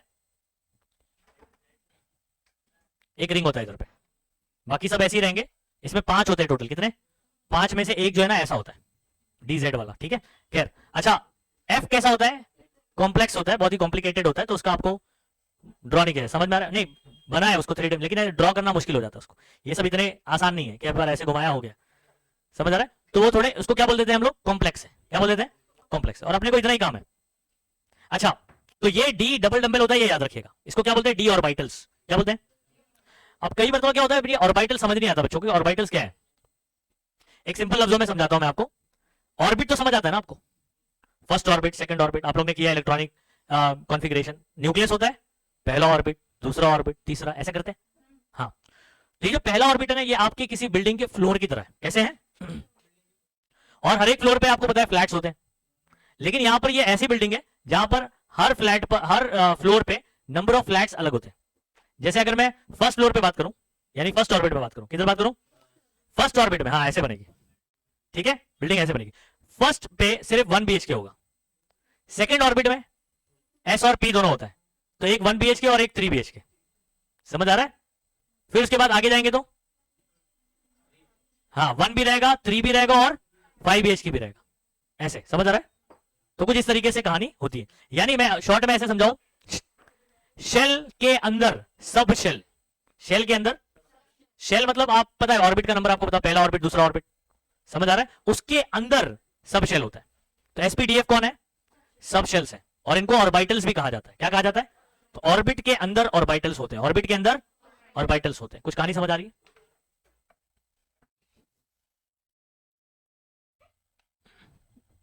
n is equal to 1। First orbit में सिर्फ कौन होता है बच्चों? s, 1s होता है। सेकेंड ऑर्बिट में कौन होता है? 2s, 2p, 2d नहीं होता है। n is equal to 3, 3s, 3p, 3d। n is equal to 4, अबे 4 है तो 3s के 4s, 4p, 4d और 4f, ऐसे तक जाएगा। आया समझ में? नहीं तो ऐसा रहता है, ध्यान रखिए बात को। तो ये सेकंड ऑर्बिट में 2 ऑर्बिटल्स होते हैं। थर्ड ऑर्बिट में मेरे पास 3 टाइप के ऑर्बिटल्स होते हैं। n इज इक्वल टू 4 कितने? 4 टाइप के ऑर्बिटल्स होते हैं। s भी होता है, p भी होता है, d भी होता है और f भी होता है, कॉम्प्लेक्स वाला भी होता है। अच्छा, पहला पॉइंट, अब मैंने ऑर्बिटल्स आपको समझा दिया ना। d ऑर्बिटल मतलब समझ में आता है कौन है d ऑर्बिटल? डबल डंबल है। d ऑर्बिटल कौन है? डबल डंबल है। पहला पॉइंट पढ़ते हैं। Metal ion provide vacant d orbital for formation of coordinate bond with ligands. Ligand जब लोन पेयर देगा, लिगेंड जब लोन पेयर देगा। अच्छा मुझे बताओ, आपके घर में अगर मेहमान आते हैं तो आपके घर में जगह होना चाहिए ना? समझ आ रहा है? नहीं होगी तो शाम तक रिटर्न जा रहे हैं ना, बराबर है? ऐसा पूछते हैं ना, शाम की टिकट है तुम्हारी। ओके इधर सुनो। तो मेटल के पास ना बच्चों वैकेंट खाली डी ऑर्बिटल होता है। क्या होता है? अच्छा, डी मतलब 1 BHK, 3 BHK या 5 BHK? जल्दी बताओ। 1, 3 या 5? 5 BHK। अब 5 BHK तो कितनी जगह होती है? खाली है, मेहमान आ सकते हैं। अरे बोलो, आ सकते हैं ना मेहमान? तो लिगेंड जब लोन पेयर देगा तो वो लोन पेयर मेहमान है आपके लिए। क्या है? तो सेंट्रल मेटल के पास वैकेंट डी ऑर्बिटल, तो वहां पर उसको जगह देता है। तो कहां जगह देता है? इसमें। समझ आ रहा है? और ऐसे 5 होते हैं। ऐसे कितने होते हैं? 5। ऐसे ये एक में ना कितने इलेक्ट्रॉन समा सकते हैं? सिर्फ 2। एक डब्बे में 2 लोग रह सकते हैं। ऐसे कितने डब्बे होंगे इसके पास? समझ आ रहा है? ओके, पहला पॉइंट समझ आ गया। क्या बोला? सेंट्रल मेटल क्या प्रोवाइड करता है? वैकेंट डी ऑर्बिटल प्रोवाइड करता है। क्यों? बॉन्ड फॉर्म करने के लिए। किसके साथ? लिगेंड के साथ। क्योंकि लिगेंड लोन पेयर देगा तो मेहमान भेजेगा कौन? लिगेंड भेजेगा। और उसको अपने घर में रखेगा कौन? Central metal. सेंट्रल मेटल खत्म हो गया। हम नहीं रखेंगे, मेटल के घर में आएंगे और लिगेंड भेजेगा। अच्छा, दूसरा पॉइंट क्या है? Vacant d orbital along with s and p orbital of metal ion take part in hybridisation. क्या बोला हम लोग ने? Vacant d orbital along with s and p orbital metal ion take part in hybridisation. अच्छा सुनो बात को, ये लिगेंड के साथ बॉन्डिंग करने से पहले सुनो बात को अच्छे से, नाइंसाफी नहीं होने के लिए क्या करना पड़ेगा इसको? बराबर, तो अपने ही ऑर्बिटल का s p d का क्या करना पड़ेगा? बराबर, मिक्सिंग एंड रिकास्टिंग को क्या बोलते हैं? हाइब्रिडेशन। तो ये बॉन्डिंग करने से पहले लिगेंड के साथ में, लिगेंड मेहमान भेजेगा उसको अपने घर में रखने से पहले ये क्या करने वाली बात? बॉन्डिंग करने से पहले क्या करेगा? जल्दी से बताना। हाइब्रिडेशन, मिक्सिंग रिकास्टिंग करेगा। तो ये सेकंड पॉइंट समझ में आ रहा है? अपने ही s p और d का क्या करेगा? ये हाइब्रिडाइजेशन करेगा। ठीक है। और फॉर एग्जांपल ये मिलकर ये हाइब्रिडाइजेशन आपका आ रहा है sp3d2, तो ये कैसा इसका ज्योमेट्री होगा? ऑक्टाहेड्रल होगा। sp3d2 octahedral, d2sp3 octahedral. ठीक है। ये आगे सुनो, dsp2 स्क्वायर प्लेनार, sp2d। समझ आ रहा है? अगर ऐसे किया तो पॉइंट में, हर एक पॉइंट में ना बच्चों बहुत गहराई है। समझ आ रहा है? ऐसे नहीं है।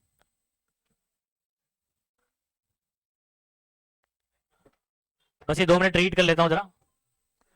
किधर गया? Number of vacant hybrid orbital formed is equal to number of ligand donor atom surrounding the metal ion which equals the coordination number of metal. ये सुनो, जो हाइब्रिडाइजेशन से मिलाने से पहले कितने लड्डू थे? याद करो, 3 मोतीचूर के। ठीक है। फिर उसके बाद वापस जब मैंने उसको बनाया तभी भी तो 4 ही बनाया ना मिक्स करके। तो मिक्स करने के बाद जो नए लड्डू बनेंगे वो क्या होंगे?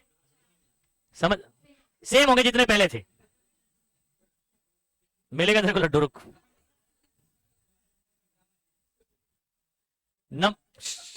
जितने मेरे खाली हाइब्रिड ऑर्बिटल, कौन से ऑर्बिटल? हाइब्रिड जो मिक्स करके बने, वो किसके इक्वल होते हैं? Number of ligand donor atom. क्योंकि ये सुनो, मान लो 6 लिगेंड आ रहे हैं मेरे पास जुड़ने के लिए, तो मुझे कितने घर खाली रखने पड़ेंगे? 6।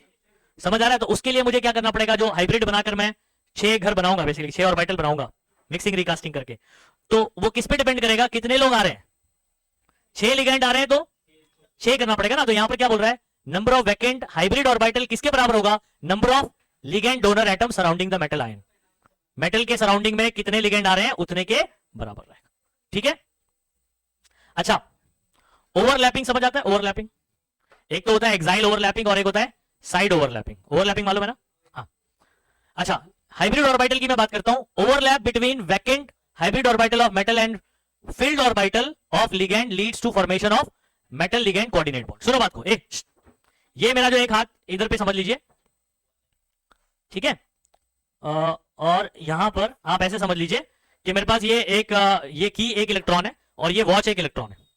तो ये वाले हाथ में ये एक ऑर्बिटल है, क्या ये किसका है, लिगेंड का है। किसका है, इसके पास कितने इलेक्ट्रॉन है, 2 इलेक्ट्रॉन है ना, ठीक है, उसके ऑर्बिटल के में 2 इलेक्ट्रॉन भरे हुए हैं और एक ऑर्बिटल में 2 इलेक्ट्रॉन रह सकते हैं, आपको मालूम है ना? अच्छा मेरे पास सेंट्रल मेटल का जो मिक्सिंग रिकास्टिंग से मैंने जो हाइब्रिड बनाया वो कैसा है, खाली है। कैसा है, तो ये वाला हाथ देखो मेरा खाली है। अब ये इसके साथ क्या करेगा, ओवरलैपिंग करेगा। ये किसका है, मेटल का जो कि खाली था, और ये वाला किसका है, लिगेंड का जिसमें 2 इलेक्ट्रॉन है। तो ये ओवरलैप करते हैं और एक्चुअल में लोन पेयर को इसने दिया और इसने क्या किया, एक्सेप्ट किया। तो यहां पर कौन सा बॉन्ड बना, कोऑर्डिनेट बॉन्ड बना। पॉइंट को पढ़िए अच्छे से, ओवरलैप बिटवीन खाली यानी वैकेंट हाइब्रिड ऑर्बिटल किसका होगा, मेटल का, एंड फिल्ड यानी भरा हुआ ऑर्बिटल किसका, लिगेंड का, leads to the formation of metal ligand, metal और लिगेंड का कौन सा बॉन्ड, कोऑर्डिनेट बॉन्ड। पॉइंट का मतलब समझ में आ गया? ऑर्बिटल क्या बोल रहा हूं वो समझ में आ रहा होगा, मैंने सारा शेप बता दिया आपको। तो लिगेंड का जो ऑर्बिटल उसमें 2 इलेक्ट्रॉन रहते हैं, भरा हुआ होता है, फिल्ड होता है, और जो मेटल का होता है वो क्या होता है, वैकेंट होता है। ये आपस में ओवरलैप करते हैं तो मेटल और लिगेंड के बीच में कोऑर्डिनेट बॉन्ड बनता है। क्या बनता है, कोऑर्डिनेट बॉन्ड बनता है। ठीक है, अच्छा और एक बात, ये 5th पॉइंट भी बहुत आसान है। एक कोऑर्डिनेट बॉन्ड का डायरेक्शन क्या होता है बताओ, किधर से किधर, donor to acceptor, hybrid orbital used by metal ion, ठीक है, point in the direction of, अच्छा सॉरी ये लोन पे उसका नहीं बता रहा है, हाइब्रिड ऑर्बिटल का डायरेक्शन किधर होगा, हाइब्रिड किसका है, हाइब्रिड मेटल का है, समझ आ रहा है, और ये कौन है, आप मान लीजिए लिगेंड है, तो इसका हाइब्रिड का डायरेक्शन किस तरफ होगा, लिगेंड की तरफ। किस तरफ होगा, क्योंकि लिगेंड से जुड़ना है ना इसको। क्या बोला, वैकेंट क्या नाम है, या हाइब्रिड ऑर्बिटल ऑफ मेटल, ठीक है, points in the direction of ligand, ligand की तरफ होगा क्योंकि लिगेंड से बॉन्डिंग करना है। ठीक है, और ये क्या होगा, ये पॉइंट का क्या मतलब है, ये पॉइंट का मतलब समझो, बस खत्म ही हो गया अपना। n-1d को बोलते हैं इनर डी ऑर्बिटल, क्या बोलते हैं, और nd कौन हो गया, आउटर डी ऑर्बिटल। जैसे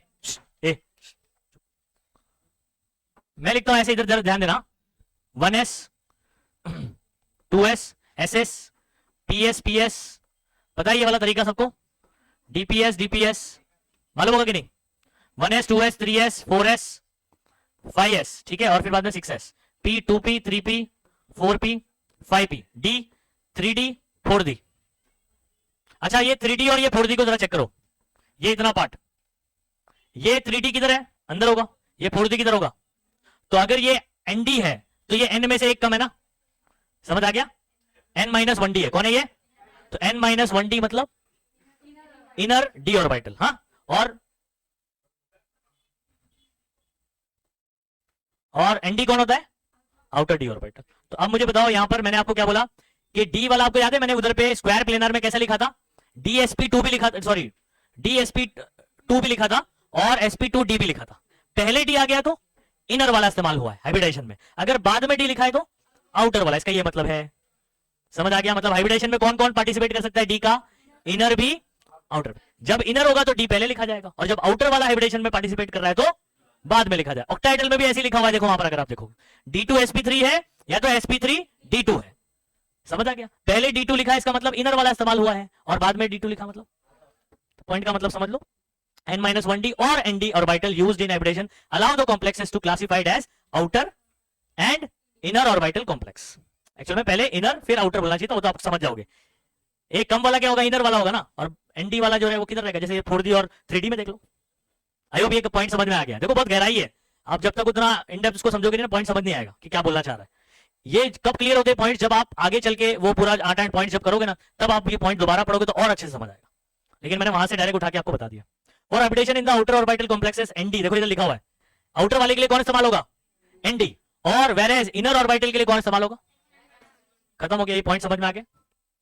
कितने पॉइंट हो गए, ये 7 पॉइंट्स हो गए, 7 है, ठीक है। इन लोगों को थोड़ा ब्रेक दे देना, थोड़ा 20 मिनट, 1:30 तक चालू करो। ये क्या बोल रहा बच्चों, इतने ये सातों के सातों पॉइंट समझ आए कि नहीं, ठीक है। इसको एकदम अच्छे से याद कर लेना, और क्वेश्चन भी बता दिया हूं क्या बनेगा। सुनो, सवाल इसके ऊपर कैसे पूछा जाएगा, जैसा आप यहां देख लो, वीबीटी का क्या फुल फॉर्म है, वैलेंस बॉन्ड थियरी, जो कि हाइब्रिडाइजेशन पे चलता है, आपको मालूम है, ठीक है। Description of bonding in each of the following complex, ये जितने भी कॉम्प्लेक्सेस दिए गए हैं, इनको आपको क्या करना है, वीबीटी के अकॉर्डिंग इसके बॉन्डिंग को एक्सप्लेन करना है। किसको एक्सप्लेन करना है, उसी के साथ साथ प्रिडिक्ट देयर मैग्नेटिक बिहेवियर, जो लास्ट पॉइंट होगा ना, 8वां पॉइंट, 8 पॉइंट में इसको पूरा एक्सप्लेन करना है। तो जो 8 पॉइंट है उसमें हम लोग बताएंगे इसका मैग्नेटिक बिहेवियर। मैग्नेटिक बिहेवियर में बताएंगे डाय या पैरामैग्नेटिक। अच्छा, किसी को पता है डाय मैग्नेटिक और पैरामैग्नेटिक क्या होता है, फिजिक्स के अकॉर्डिंग बताइए। बराबर, अगर मैं मैग्नेट ले जाता हूं उसके करीब, तो वो क्या करेगा, उसको रिपेल करेगा, तो रिपेल करेगा तो वो डायमैग्नेटिक होता है, वीकली रिपेल करेगा। अगर मैग्नेट ले जाता हूं उसके करीब और वो अट्रैक्ट करता है, वीकली अट्रैक्ट करता है, वो हो जाता है पैरामैग्नेटिक। तो आपको अब ये तीनों बात नहीं करना है, डाय और पैरा ही डिसाइड करना है। क्या डिसाइड करना है, अब सुनिए अच्छे से बच्चों।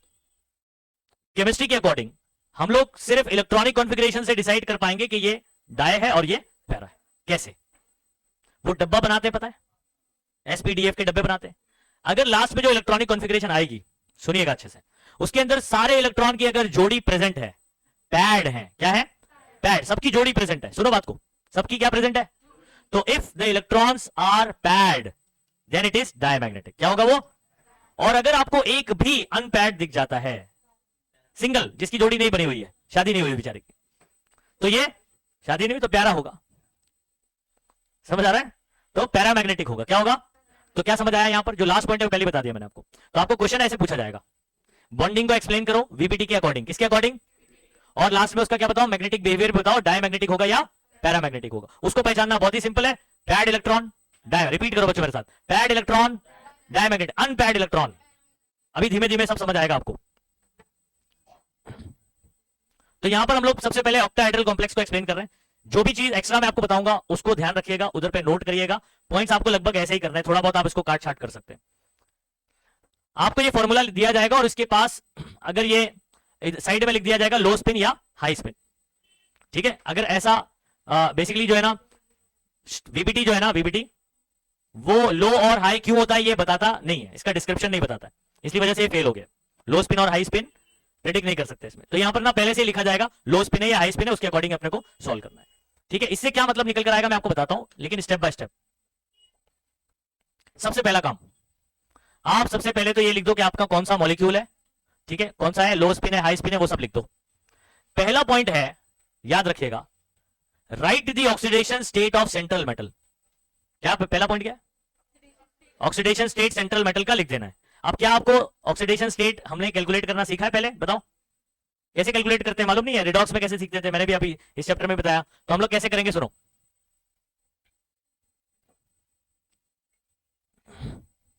ओके, इधर सुनो, यहां मैंने लिख दिया ये, देखो स्ट्रक्चर, ये आप साइड में लिख सकते हो, ठीक है, टेक्स्ट बुक के अकॉर्डिंग या नोटबुक में भी लिख सकते हो। अभी फिलहाल टेक्स्ट बुक में कहीं पर लिख के रखो, जैसे मैं सॉल्व कर रहा हूं, हाँ, 3+ या +3। कोबाल्ट का हमको नहीं मालूम है, तो हम लोग क्या मान लेंगे, इसका X, ठीक है। अच्छा, ये जो अमोनिया है, अच्छा मेरे पास कितने ये लिगेंड है ना, पहली बात तो हमारे पास 4 लिगेंड हम लोग ने टेबल में करे हैं, जिसमें अमोनिया है, कार्बोनिल है, एक्वा वाटर है और इथिलीन डायमाइन EN। तो ये होते हैं न्यूट्रल लिगेंड, इनका कोई चार्ज।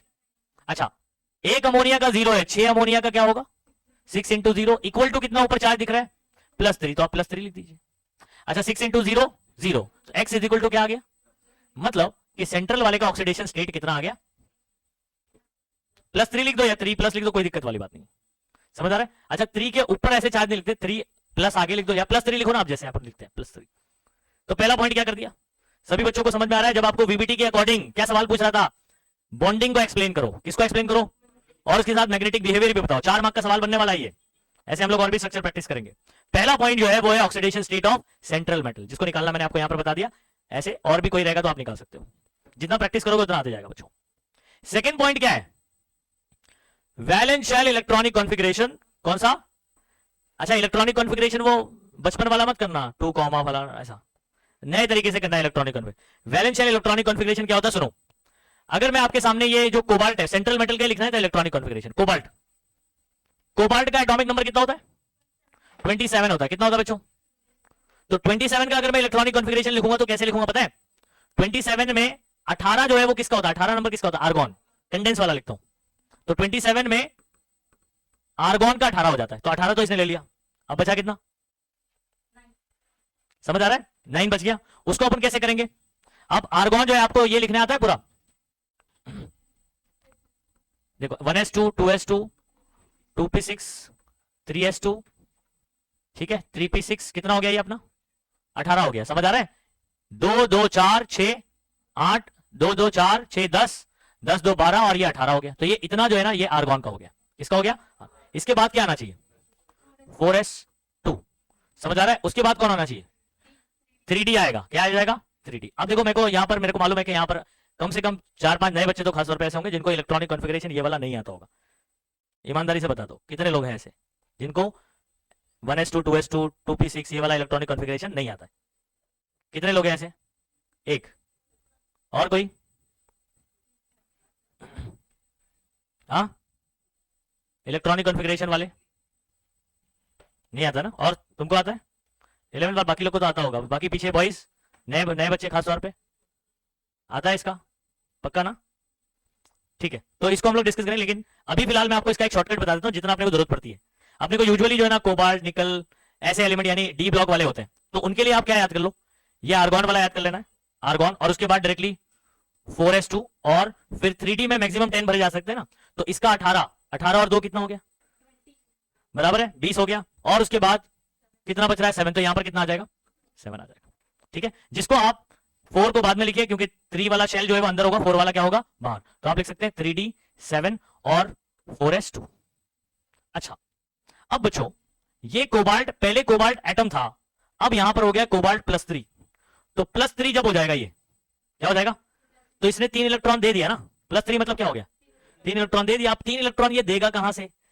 s से देगा, 4s से देगा या 3d से देगा? बाहर वाला कौन सा है? तो पहले 2 वहां से जाएंगे, टोटल 3 देना है, फिर एक अंदर वाले से जाएगा क्योंकि 4 वाला बाहर वाला है ना, तो पहले इलेक्ट्रॉन बाहर से जाएंगे फिर उसके अंदर से जाएंगे। तो यहां पर आपका कैसे होना चाहिए इसका इलेक्ट्रॉनिक कॉन्फ़िगरेशन? आर्गॉन 3d 6 हो जाएगा बच्चों, 3d 6 हो जाएगा और उसके बाद 4s 0 हो जाएगा। 2 यहां से चला गया फिर एक यहां से चला गया, इस बात को ध्यान रखना, डी से ही तीनों मत निकाल देना। आई बात समझ में? अच्छा अब ये जो इलेक्ट्रॉनिक कॉन्फ़िगरेशन आप देख रहे हो ये है वैलेंस शेल इलेक्ट्रॉनिक कॉन्फ़िगरेशन। कौन सा है? समझ आ रहा है? वैलेंस शेल इलेक्ट्रॉनिक कॉन्फ़िगरेशन मतलब जब इसने इलेक्ट्रॉन दे दिया तो उसके बाद जो बचा उसका इलेक्ट्रॉनिक कॉन्फ़िगरेशन ये है। तो एग्जाम में आपको ये वाला नहीं लिखना है, तो समझाने के लिए लिखा हुआ है, ये वाला आपको लिखना है। समझ गए? तो कैसे करने का इसको सुनो, बहुत ही आसान तरीका है। कोबाल्ट का एटॉमिक नंबर कितना होता है और इसके ऊपर चार्ज कितना है? तो 27 में से 3 निकाल दो, कितना बचा? 24। मतलब तो आपको पहले तो इसके नंबर ऑफ इलेक्ट्रॉन डिसाइड करना है, जितना चार्ज होगा उतना माइनस कर देने का।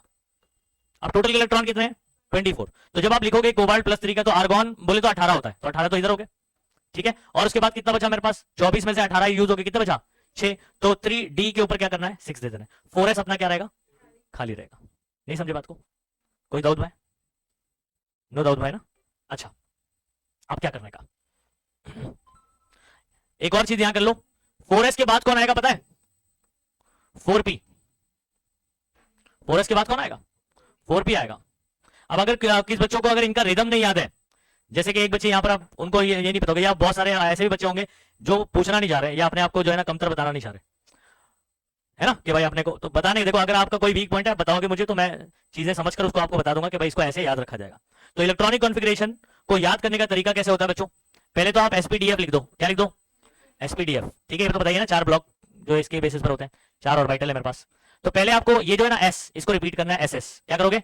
SS, फिर पीछे आने का, फिर आगे जाने का, ठीक है, सॉरी सॉरी सॉरी, आगे से पीछे आने का, तो SS कर दिया, आगे से पीछे आया, फिर बोलना PS PS, रिपीट कर दिया। क्या बोला, समझ आ रहा है? इसको नोट करके रखना, ये तरीका सबको आना चाहिए, ऑफ प्रिंसिपल का शॉर्टकट है ये। क्या बोलोगे, SS PS PS, फिर उसके बाद DPS DPS, उसके बाद FDPS FDPS FDPS FDPS।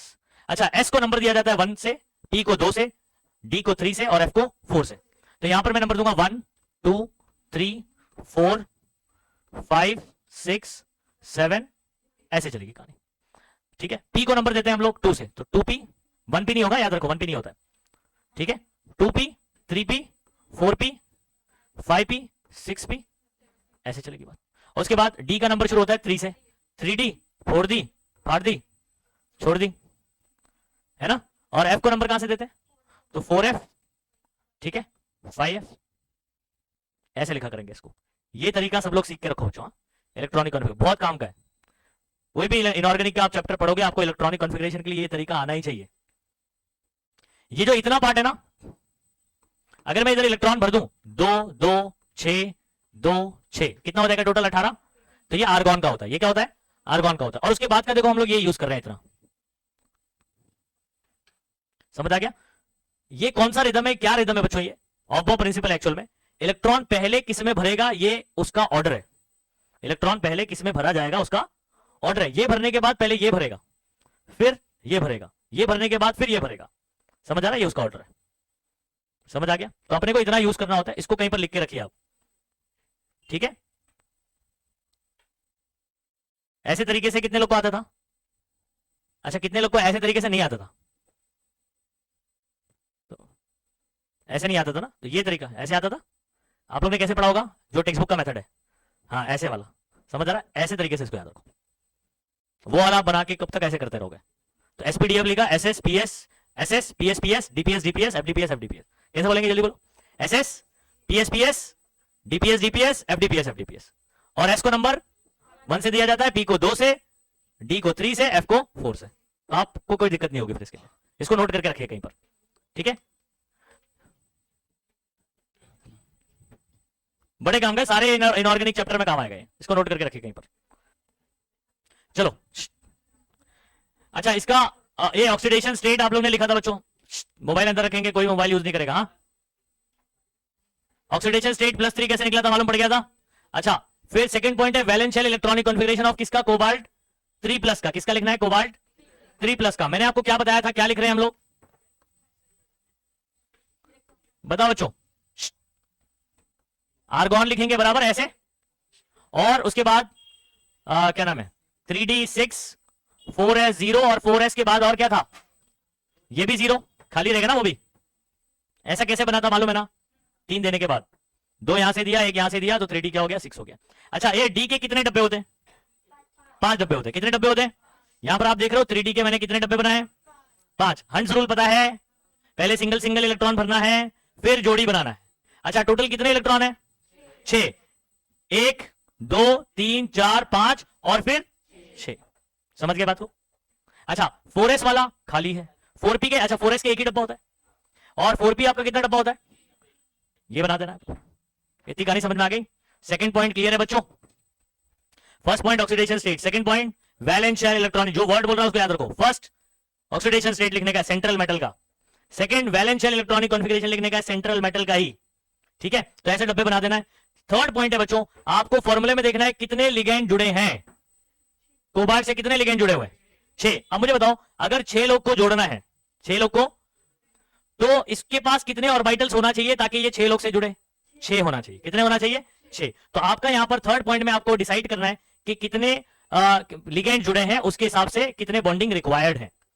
Number of amine ligand is 6। Amine के लिगेंड कितने हैं, अमीन के 6 है।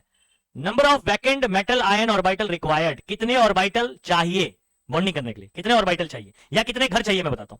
अगर आपके पास बच्चों 6 मेहमान आने वाले, कितने मेहमान आने वाले, 6, तो उनको कितने घर देने पड़ेंगे, 6, समझ आ रहा है। तो 6 डब्बे खाली होने चाहिए। कितने डब्बे खाली होना चाहिए, मुझे बताओ। ये वाले इधर देखकर आपके पास कितने डब्बे खाली दिखाई दे रहे हैं आपको, सिर्फ 4 दिखाई दे रहे हैं, मतलब 2 का और रिक्वायरमेंट है। समझ आ रहा है? अच्छा आप सुनिए, इसके बाजू में क्या लिखा हुआ है? Low spin. लो स्पिन का मतलब गरीब आदमी। लो स्पिन बोले तो, अब बोले सर इतने सारे घर उसके पास खाली है, गरीब आदमी कैसे बोल रहे हो? बाप दादा की प्रॉपर्टी है, लेकिन अभी पैसा नहीं है, मेहमान लेकिन आने वाले हैं। सुनो बात को, अगर पैसे वाला होगा, हाई स्पिन होगा, तो वो क्या बोलेगा, अभी यहां पर उसके बच्चे लोग रह रहे हैं, एक घर में एक एक एक रह रहे हैं, है ना? तो ये क्या करेगा, मेहमान आ रहे तो उनको तकलीफ नहीं देगा, अरे 2 रूम भाड़े पे ले और 2 लोग के लिए चल, तो वो एक्स्ट्रा आगे वाला लेगा। लेकिन अभी लो स्पिन है, यानी गरीब आदमी है, तो ये क्या करेगा, ठीक है, अपने बच्चों को बोलेगा, ए भाई तुम दोनों जरा एक घर में सो जाओ, तुम दोनों घर। समझ आ रहा है? तो पैरिंग करेगा, क्या करेगा? तो ये जो 2 इलेक्ट्रॉन है ये यहां आ जाएंगे और यहां पर जोड़ी में रहेंगे, लेकिन आप अपोजिट स्पिन में रखना पड़ेगा। कैसे रखना पड़ेगा? अपोजिट स्पिन में। तो यहां पर ऐसे डाउन कर दूंगा और ये वाला इधर आएगा तो ऐसे डाउन हो जाएगा। तो कितने डब्बे खाली हो गए बताओ? याद रखो पैरिंग कब होगा? जब गरीब होगा। तो गरीब कैसे पहचानोगे? लो स्पिन लिखा रहता है उधर पे, लो स्पिन रहेगा तो याद रखो इनर जो ऑर्बिटल्स हैं वो पैरिंग करेंगे। इनर डी ऑर्बिटल देख रहे हो, इसमें जो अनपेयर्ड इलेक्ट्रॉन है वो क्या करेंगे, जोड़ी बनाएंगे और वहां पर डब्बे खाली होंगे। अब कितने डब्बे खाली हो जाएंगे बताओ? 2, 4 थे, 2 और खाली हो गए, टोटल कितने हो गए? 6 हो गए। अच्छा इस पॉइंट का मतलब आपको समझ में आ रहा होगा, ये वाला पॉइंट समझ में आ गया। Complex is low spin. Complex क्या है? लो स्पिन बोले तो गरीब आदमी। अच्छा so pairing of electron will take place. क्या होगा? गरीब आदमी के साथ क्या होता भाई? पेयरिंग होगा, एडजस्टमेंट। ठीक है, तो pairing of electron will take place prior to hybridisation. यानी लड्डू बनने से पहले, याद करो हाइब्रिडाइजेशन में क्या होता था? मिक्सिंग करते थे। तो हाइब्रिडाइजेशन करने से पहले पेयरिंग होगी, हाइब्रिडाइजेशन से पहले क्या होगा? पेयरिंग होगा। तो ये वाला पॉइंट आई होप समझ में आ गया आपको। अब करते हैं अपन हाइब्रिडाइजेशन। ठीक है, electronic configuration after pairing. Pairing होने के बाद कुछ ऐसे आपको दिखाई देगा।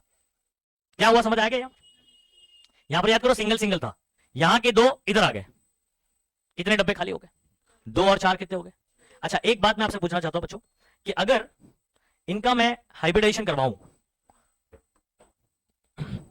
आपको पता है वीबीटी में पता है ना कि ये डायरेक्टली बॉन्डिंग नहीं करेंगे, बराबर है? ये डायरेक्टली बॉन्डिंग करेंगे क्या बच्चों? नहीं, ये पहले आपस में क्या होंगे? मिक्सिंग एंड रिकास्टिंग होगा। ये डब्बे किसके हैं? डी के। ठीक है, तो डी के मेरे पास 2 हैं, ये किसका है? एस का मेरे पास एक ही है।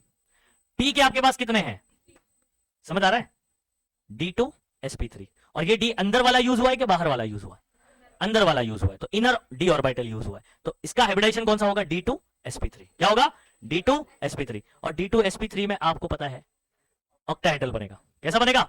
ऑक्टाहेड्रल बनेगा। तो स्ट्रक्चर भी समझ में आ गया आपको। तो हाइब्रिडाइजेशन हो गया। अब नेक्स्ट स्टेप क्या होगा बच्चों? नेक्स्ट स्टेप देखिए, ये वाले पॉइंट में ये कितना था आपका बताओ? 2 3D। 3D वाले कितने डब्बे? 2 डब्बे।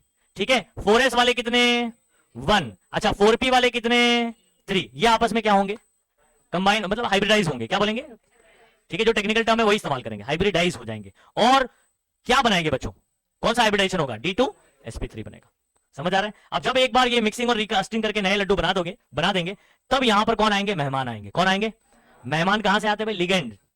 समझ आ रहा है? तो लिगेंड क्या करेगा? अपने 2 इलेक्ट्रॉन, लिगेंड अपने 2 इलेक्ट्रॉन, एक लिगेंड आएगा इधर डाल देगा, इधर डाल देगा, एक इधर, ऐसे कितने लोग आएंगे? 6 लोग आएंगे। तो यहां पर देखिए, अच्छा एक और बात, यहां पर n-1d पता है ना आपको? Inner n-1d orbital participate in hybridisation since it is low spin. कौन? लो स्पिन था इसलिए अंदर वाला यूज हुआ। अगर ये हाई स्पिन अमीर आदमी होता तो क्या करते? बाहर वाला। तो अंदर वाले को तकलीफ नहीं देते, बाहर वाला इस्तेमाल करता। अच्छा ये देखो, जब कॉम्प्लेक्स बन जाएगा, क्या बन जाएगा? कॉम्प्लेक्स बन जाएगा तो लिगेंड आ गए, मतलब मेहमान आ चुके हैं। पहले मेहमान ने इधर 2 इलेक्ट्रॉन डाल दिया, दूसरे ने इधर, तीसरे ने इधर, चौथे ने, पांचवें ने, छठे ने। अब ये आपका पूरे कॉम्प्लेक्स का इलेक्ट्रॉनिक, तो electronic configuration after complex formation. जब कॉम्प्लेक्स बन जाएगा तब इलेक्ट्रॉनिक कॉन्फ़िगरेशन कुछ ऐसा दिखाई देगा। और इसका स्ट्रक्चर कैसे होगा बच्चों? अच्छा D2sp3 क्या था? ऑक्टाहेड्रल। ऑक्टाहेड्रल में क्या होता है? सेंट्रल है, एक इधर आएगा, एक इधर आएगा, एक इधर, और एक, 4 हो गए, एक ऊपर और एक नीचे। ठीक है, एक मतलब वापस से पेन से बता देता हूं मैं आपको। अच्छा इसका रबड़ बहुत अच्छा है। ठीक है, ज्यादा रबड़ खराब नहीं करता मैं। लो 4 हो गए। देखो सेंटर में कौन होगा? सेंटर में कोबाल्ट रहेगा। ठीक है, ये वाले एग्जांपल में। और यहां पर सेंट्रल मेटल। ये हो गया ऐसे 4 दिखाई दे रहा है आपको? 1 2 3 4 ये ऐसे होंगे। और एक किधर होगा? ऊपर, और एक किधर होगा बच्चों? नीचे। ये क्या बन जाएगा? कैसा स्ट्रक्चर है ये? लेकिन अभी बुक में ड्रॉ करोगे तो ऐसे ही करना पड़ेगा ना, लेकिन ये एक्चुअल में कैसा दिखाई देगा समझ लो बात को, ठीक है।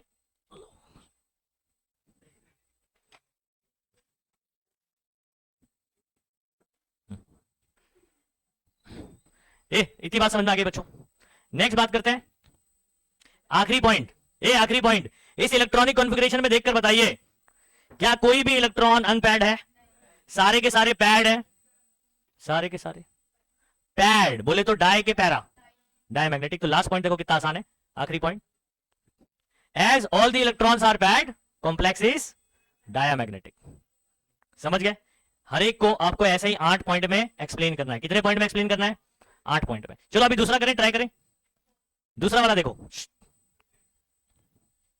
ये इधर चेक करें बच्चों,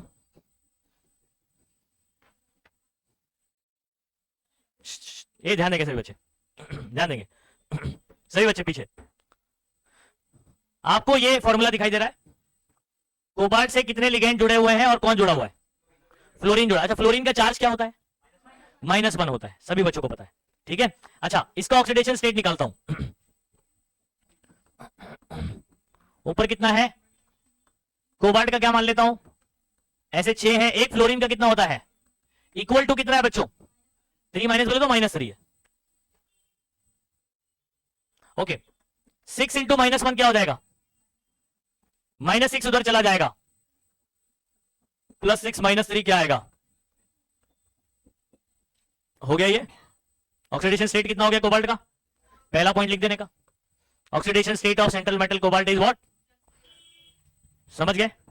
बोलो सभी बच्चे, पहला पॉइंट समझ आया? दूसरा पॉइंट क्या था याद करो, वैलेंस शेल इलेक्ट्रॉनिक कॉन्फ़िगरेशन लिखने का।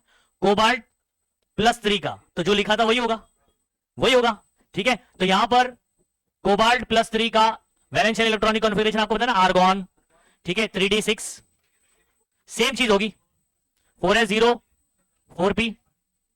इतनी कहानी समझ आई? आगे कहानी सुनो। एक और बात देखो ना, यहां पर क्या लिखा हुआ है? हाई स्पिन है, क्या है ये? हाई स्पिन बोले तो अमीर के गरीब अमीर आदमी। अच्छा, अमीर आदमी अपने घर वालों को तकलीफ देगा, ये इंपॉर्टेंट है बस, हाई और लो में इतना इंपॉर्टेंट ये। अच्छा, पहले तो ये लिख देता, ये डब्बा बना दिया, 6 इलेक्ट्रॉन डाल देना, 1 2 3 4 5 और 4s आपका क्या है? खाली, एक डब्बा। 4p का 3 डब्बे और वो भी क्या होगा? खाली होगा। अच्छा अब सुनो, मुझे कोबाल्ट को कितने लिगेंड से कनेक्ट करना है? मतलब मेहमान कितने आने वाले हैं? 6 लोग आने वाले। घर कितने चाहिए? है कितने? 4। अब 4 है तो 2 और का रिक्वायरमेंट है, ठीक है, और उसी के साथ साथ ये अमीर है, तो क्या ये पैरिंग करेगा? नहीं करेगा। ये क्या करेगा? 4p के बाद कौन आएगा? सोच के देखो, ये 3d है तो 3d के बाद, हाँ, अरे अभी मैंने लिखा है उसके अकॉर्डिंग चेक करो, ठीक है। आया 3d के बाद 4d आएगा, 4d कैसे आएगा? समझ गए? तो इसके बाद नेक्स्ट जो हमारा अपार्टमेंट है बच्चों, 5 BHK कितना है? अब मुझे बताओ, जो 2 रूम और लगेंगे, 2 घर जो और रिक्वायर्ड हैं, वो अंदर से तो ले नहीं सकता क्योंकि अमीर आदमी है, तो ये कहां से लेगा? 4p के बाद और कौन आ रहा है? तो 4d आ रहा है। कौन आ रहा है? इलेक्ट्रॉनिक कॉन्फ़िगरेशन देखो, आपको समझ आएगा। मैंने जो लिखवाया ना, 4p के बाद कौन है जरा चेक करो, 4d है ना, देखो जरा,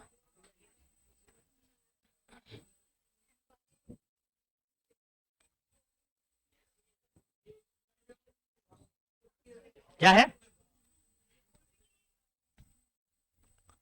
नहीं, ये 4 वाले में चेक करना, 5 तो नेक्स्ट ऑर्बिट में चला जाएगा, इसी ऑर्बिट 4th ऑर्बिट में चेक करना, 4 4 4 4d है। कौन है? अरे नेक्स्ट फ्लोर पे नहीं जाने कह रहे भाई, अगर आप 5 वाला बात करोगे ना तो वो हायर फ्लोर पे, 5th फ्लोर पे, समझ आ रहा है? अपन 4th फ्लोर पे, सेम फ्लोर पे देखेंगे कौन सा फ्लैट खाली है, तो सेम फ्लोर पे यानी 4th फ्लोर पे ही डी वाला फ्लैट खाली है, तो वहां पर भाड़े पे लेंगे।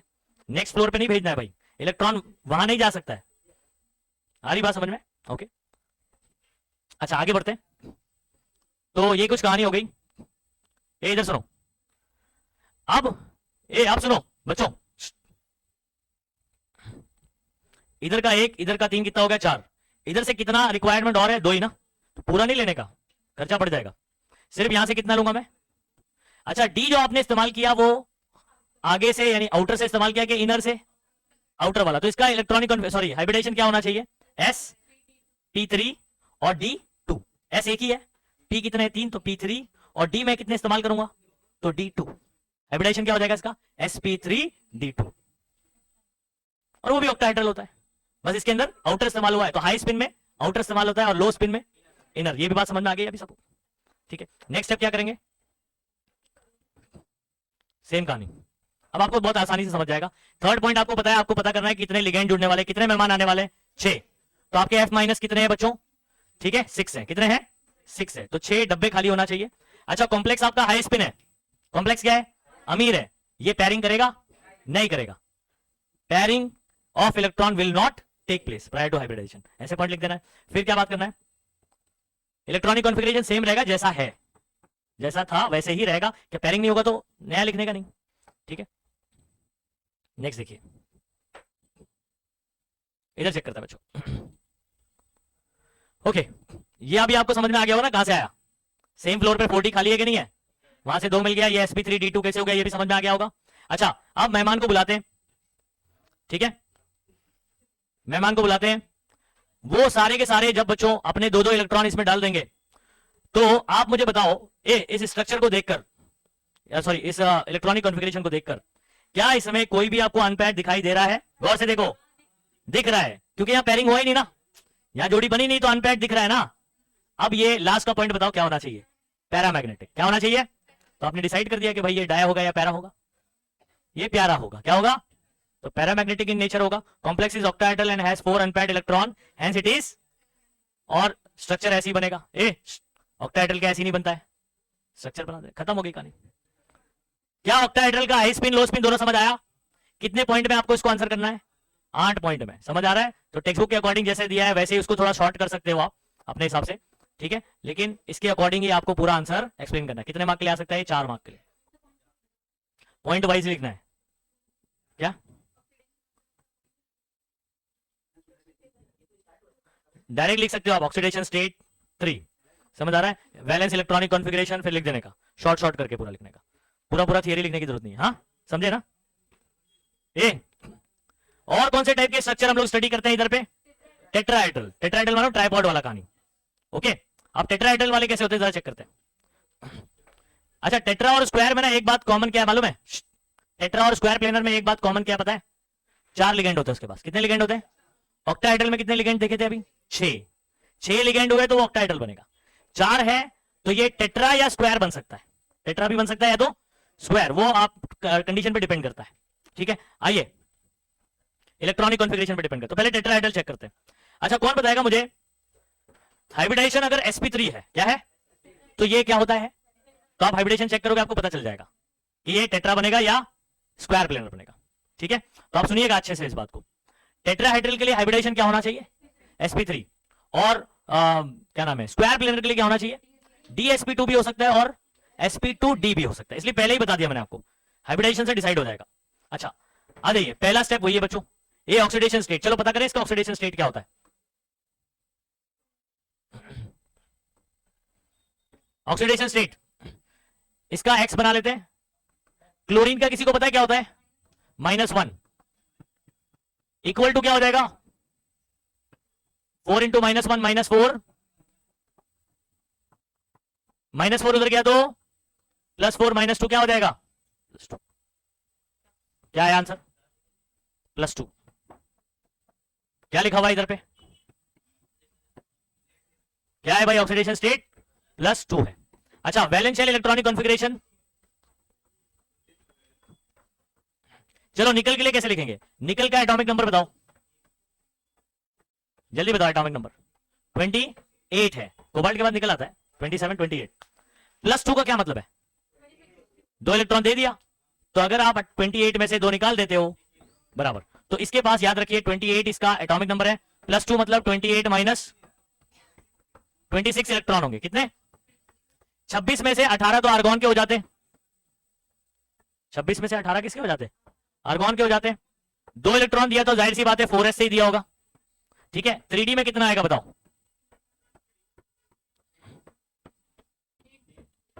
आर्गॉन का 18 ना, 18 और 8 कितना हो जाएगा, और दो थे वो 4s में थे वो चले गए, तब ये +2 हो गया, समझ गए इसका इलेक्ट्रॉनिक कॉन्फ़िगरेशन। अच्छा 4s के बाद कौन आता है? वो भी क्या है? खाली। वो भी क्या है? सेम लेवल पे ना 4s है, 4p और 4d है, मतलब सेम फ्लोर पे। कौन भरा जाएगा इलेक्ट्रॉन उसकी बात नहीं कर रहा, सेम फ्लोर पे कौन कौन है। तो 4s होगा, 4p होगा, 4d होगा, 4f भी रहेगा इधर पे। समझ आ रहा है?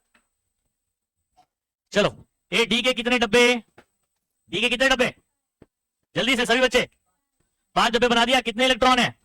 हंड्स रूल से 1 2 3 4 5, फिर 6 7 8, ऐसे भरने का। पहले जोड़ी बनाते मत जाओ। हंड्स रूल क्या बोलता है? पहले सिंगल सिंगल इलेक्ट्रॉन भरो, फिर उसके बाद। समझ आ रहा है? अच्छा, 0 0, इतनी कहानी क्लियर है सबको? ऐसे चलो करो।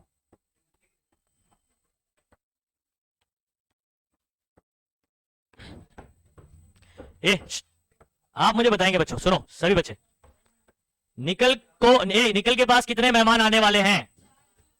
4। कितने डब्बे खाली होना चाहिए? क्या 4 खाली है? अबे गौर से देख, इधर इधर देखना, 1 2 3 4, 4 खाली है ना, 1 एस और 3 पी। अच्छा, तो यहां पर टेट्राहेड्रल अगर है, ये क्या है बच्चों? टेट्राहेड्रल है। क्या हो गया इसको? मक्खी बैठी है ना।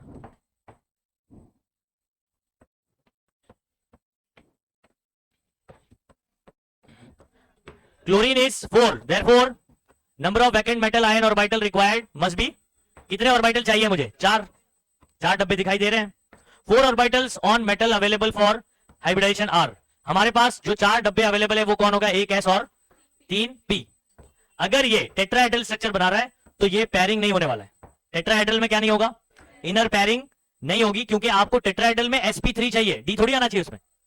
बोलो, डी आना चाहिए क्या? टेट्राहेड्रल में क्या होता है? sp3। तो 1 s और 3 p अवेलेबल है, तो sp3 ये वाले हाइब्रिड होंगे, और फिर ये यहां पर जो है ना लिगेंड के इलेक्ट्रॉन एक्सेप्ट किए जाएंगे। इनर पेयरिंग नहीं होगी टेट्राहेड्रल में। समझ आ रहा है? क्योंकि आपको याद है टेट्राहेड्रल में डी आता ही नहीं है। ये देखो, 1 4s और 3 4p, the complex is tetrahedral बनेगा क्योंकि sp3 hybridise. 4 metal ion orbital bonding with chlorine minus ion ligand are derived from sp3 hybridisation. ये सब चीज समझ में आ रहा होगा आपको? क्या रे? ये वाला जरा चेक करना। अच्छा, इसका अभी यहां से डिसाइड करते हैं, पैरा या डाई डिसाइड करते हैं बच्चों। कैसे पैरा है? अनपैड दिखाई दे रहे हैं, तो क्या हो गया ये? सभी बच्चे समझ आ गया? ओके, टेट्राहेड्रल है, उसी के साथ साथ क्या ये? पैरा है। अच्छा, इसका स्ट्रक्चर कैसे बनाएंगे आपको पता है ना? ट्राइपॉड। ट्राइगोनल कहां से आ गया? कैसे बनेगा?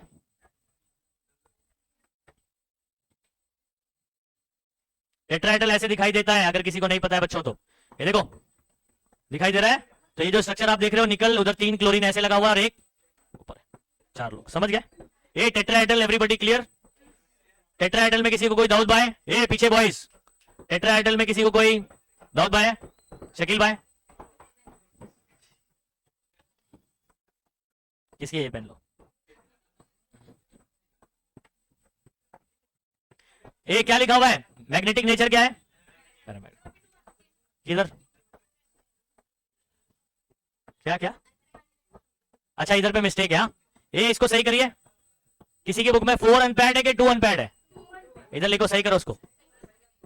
नई बुक में हो सकता है करेक्ट हुआ रहेगा, पुरानी बुक में इसको सही करो। 4 अनपैड नहीं है, कितना है? 2 अनपैड है। करा सबने? ए स्क्वायर प्लेनार कौन सा बचा अभी? स्क्वायर प्लेनार, जरा ध्यान देंगे। एक तो ये डिस्टर्बेंस चल रहा है सर। ऑक्सीडेशन स्टेट निकल का कितना होगा? Cn का 4 इंटू -1 -4 उधर गया, सेम +2 आएगा। कितना आएगा? +2। इलेक्ट्रॉनिक कॉन्फ़िगरेशन निकल का सेम। 3d कितना था? 8। 1 2 3 4 5 6 7 8, 4s और ये खाली। अब सुनो, ये बना रहा है स्क्वायर प्लेनर। क्या बना रहा है? स्क्वायर प्लेनर का हाइब्रिडेशन क्या था? बराबर, dsp2 था या तो sp2d था, ऐसे ही था कि नहीं? अच्छा, अब इसके अंदर अंदर वाले में अनपैड दिखाई दे रहे हैं, बताओ अनपैड है? इसको डी चाहिए, इनर वाला डी या आउटर वाला डी चाहिए होता है किसके लिए? स्क्वायर प्लेनर के लिए। तो यहां पर पेयरिंग हो सकती है क्या? हाँ, तो यहां पर ये पेयरिंग कर लेगा, ऐसे हो जाएगा। अंदर का कितना डी खाली हो गया? एक डी, एक एस, और पी कितना यूज करूंगा मैं? पूरे 3 इस्तेमाल करूंगा। अरे भाई 4 ही लोग मेहमान आने वाले हैं, तो एक इधर और 2 लोग इधर, ये खाली रहेगा। हाइब्रिडाइजेशन क्या हो जाएगा? D S P two, DsP2, DsP2 square planar. अच्छा, क्या इलेक्ट्रॉन लेने के बाद नेक्स्ट स्टेप पे देखो, यहां पर ऐसे क्या कोई भी अनपेयर्ड इलेक्ट्रॉन है? देखता नहीं, पहले है ना कर देता है। इधर देखो, अनपेयर्ड है, समझ आ रहा है? सारे के सारे पैड है। नेचर क्या होगा? मैग्नेटिक नेचर, डायमैग्नेटिक होगा। तो यहां पर देखो, no unpaired electron are present, therefore diamagnetic होगा। स्ट्रक्चर कैसे होगा? स्क्वायर प्लेनर है, बीच में रहेगा 1 2 3 4 ऐसे रहेगा स्क्वायर प्लेनर। समझ में आगे बात? कौन सा? नहीं तो अपने को वहां पर टेट्रा और ये आ गया ना। हाँ, तो टेट्रा वाले में अपने को क्या नाम है, इनर पेयरिंग नहीं करना है, और स्क्वायर वाले में पेयरिंग करना है। क्वेश्चन देखो वहां पर, इधर पे वो जो दिया होगा, इधर ट्राई दिस वाला। इससे पहले हाई स्पिन स्क्वायर प्लेनर लिखा हुआ है, टेट्राहेड्रल भी लिखा हुआ है, और जब आप इसका लिखोगे ना तो आप देखोगे कि आपको जरूरत ही नहीं पड़ेगी, आपको खुद ही समझ आ जाएगा कि क्या होना चाहिए इधर। कौन सा? लास्ट वाला तो ऑक्टाहेड्रल रहेगा, समझ आ रहा है? हाँ, ब्रैकेट में ऐसे लिखा रहता है, और ये वाले में एक्चुअल में जरूरत नहीं पड़ेगी आपको। ZnCl4, इसका अगर आप ऑक्सीडेशन स्टेट निकालोगे ना तो 4 माइनस, एक मिनट, हाँ, +2 आएगा, और 4s से जाएगा तो 3d पूरा 10 भरा होगा। तो 3d पूरा भरा है तो आप अंदर वाला तो वैसे भी इस्तेमाल नहीं करोगे, समझ आ रहा है? तो टेट्राहेड्रल ही बनने वाला है, तो ये वाला टेट्राहेड्रल ही बनेगा, इस वजह से ब्रैकेट में कुछ दिया नहीं है। समझ गए? अच्छा, आपके लिए एक होमवर्क दे रहा हूं मैं। पहली बात तो मैंने जितना भी आंसर पूरा एक्सप्लेन किया इसको पूरा लिखकर लाना है, नोट्स तो बनाना ही है। होमवर्क आपका ये है कि A B C D E ये पूरे 5 को आपको इसी तरीके से 8 पॉइंट में सॉल्व करके लाना।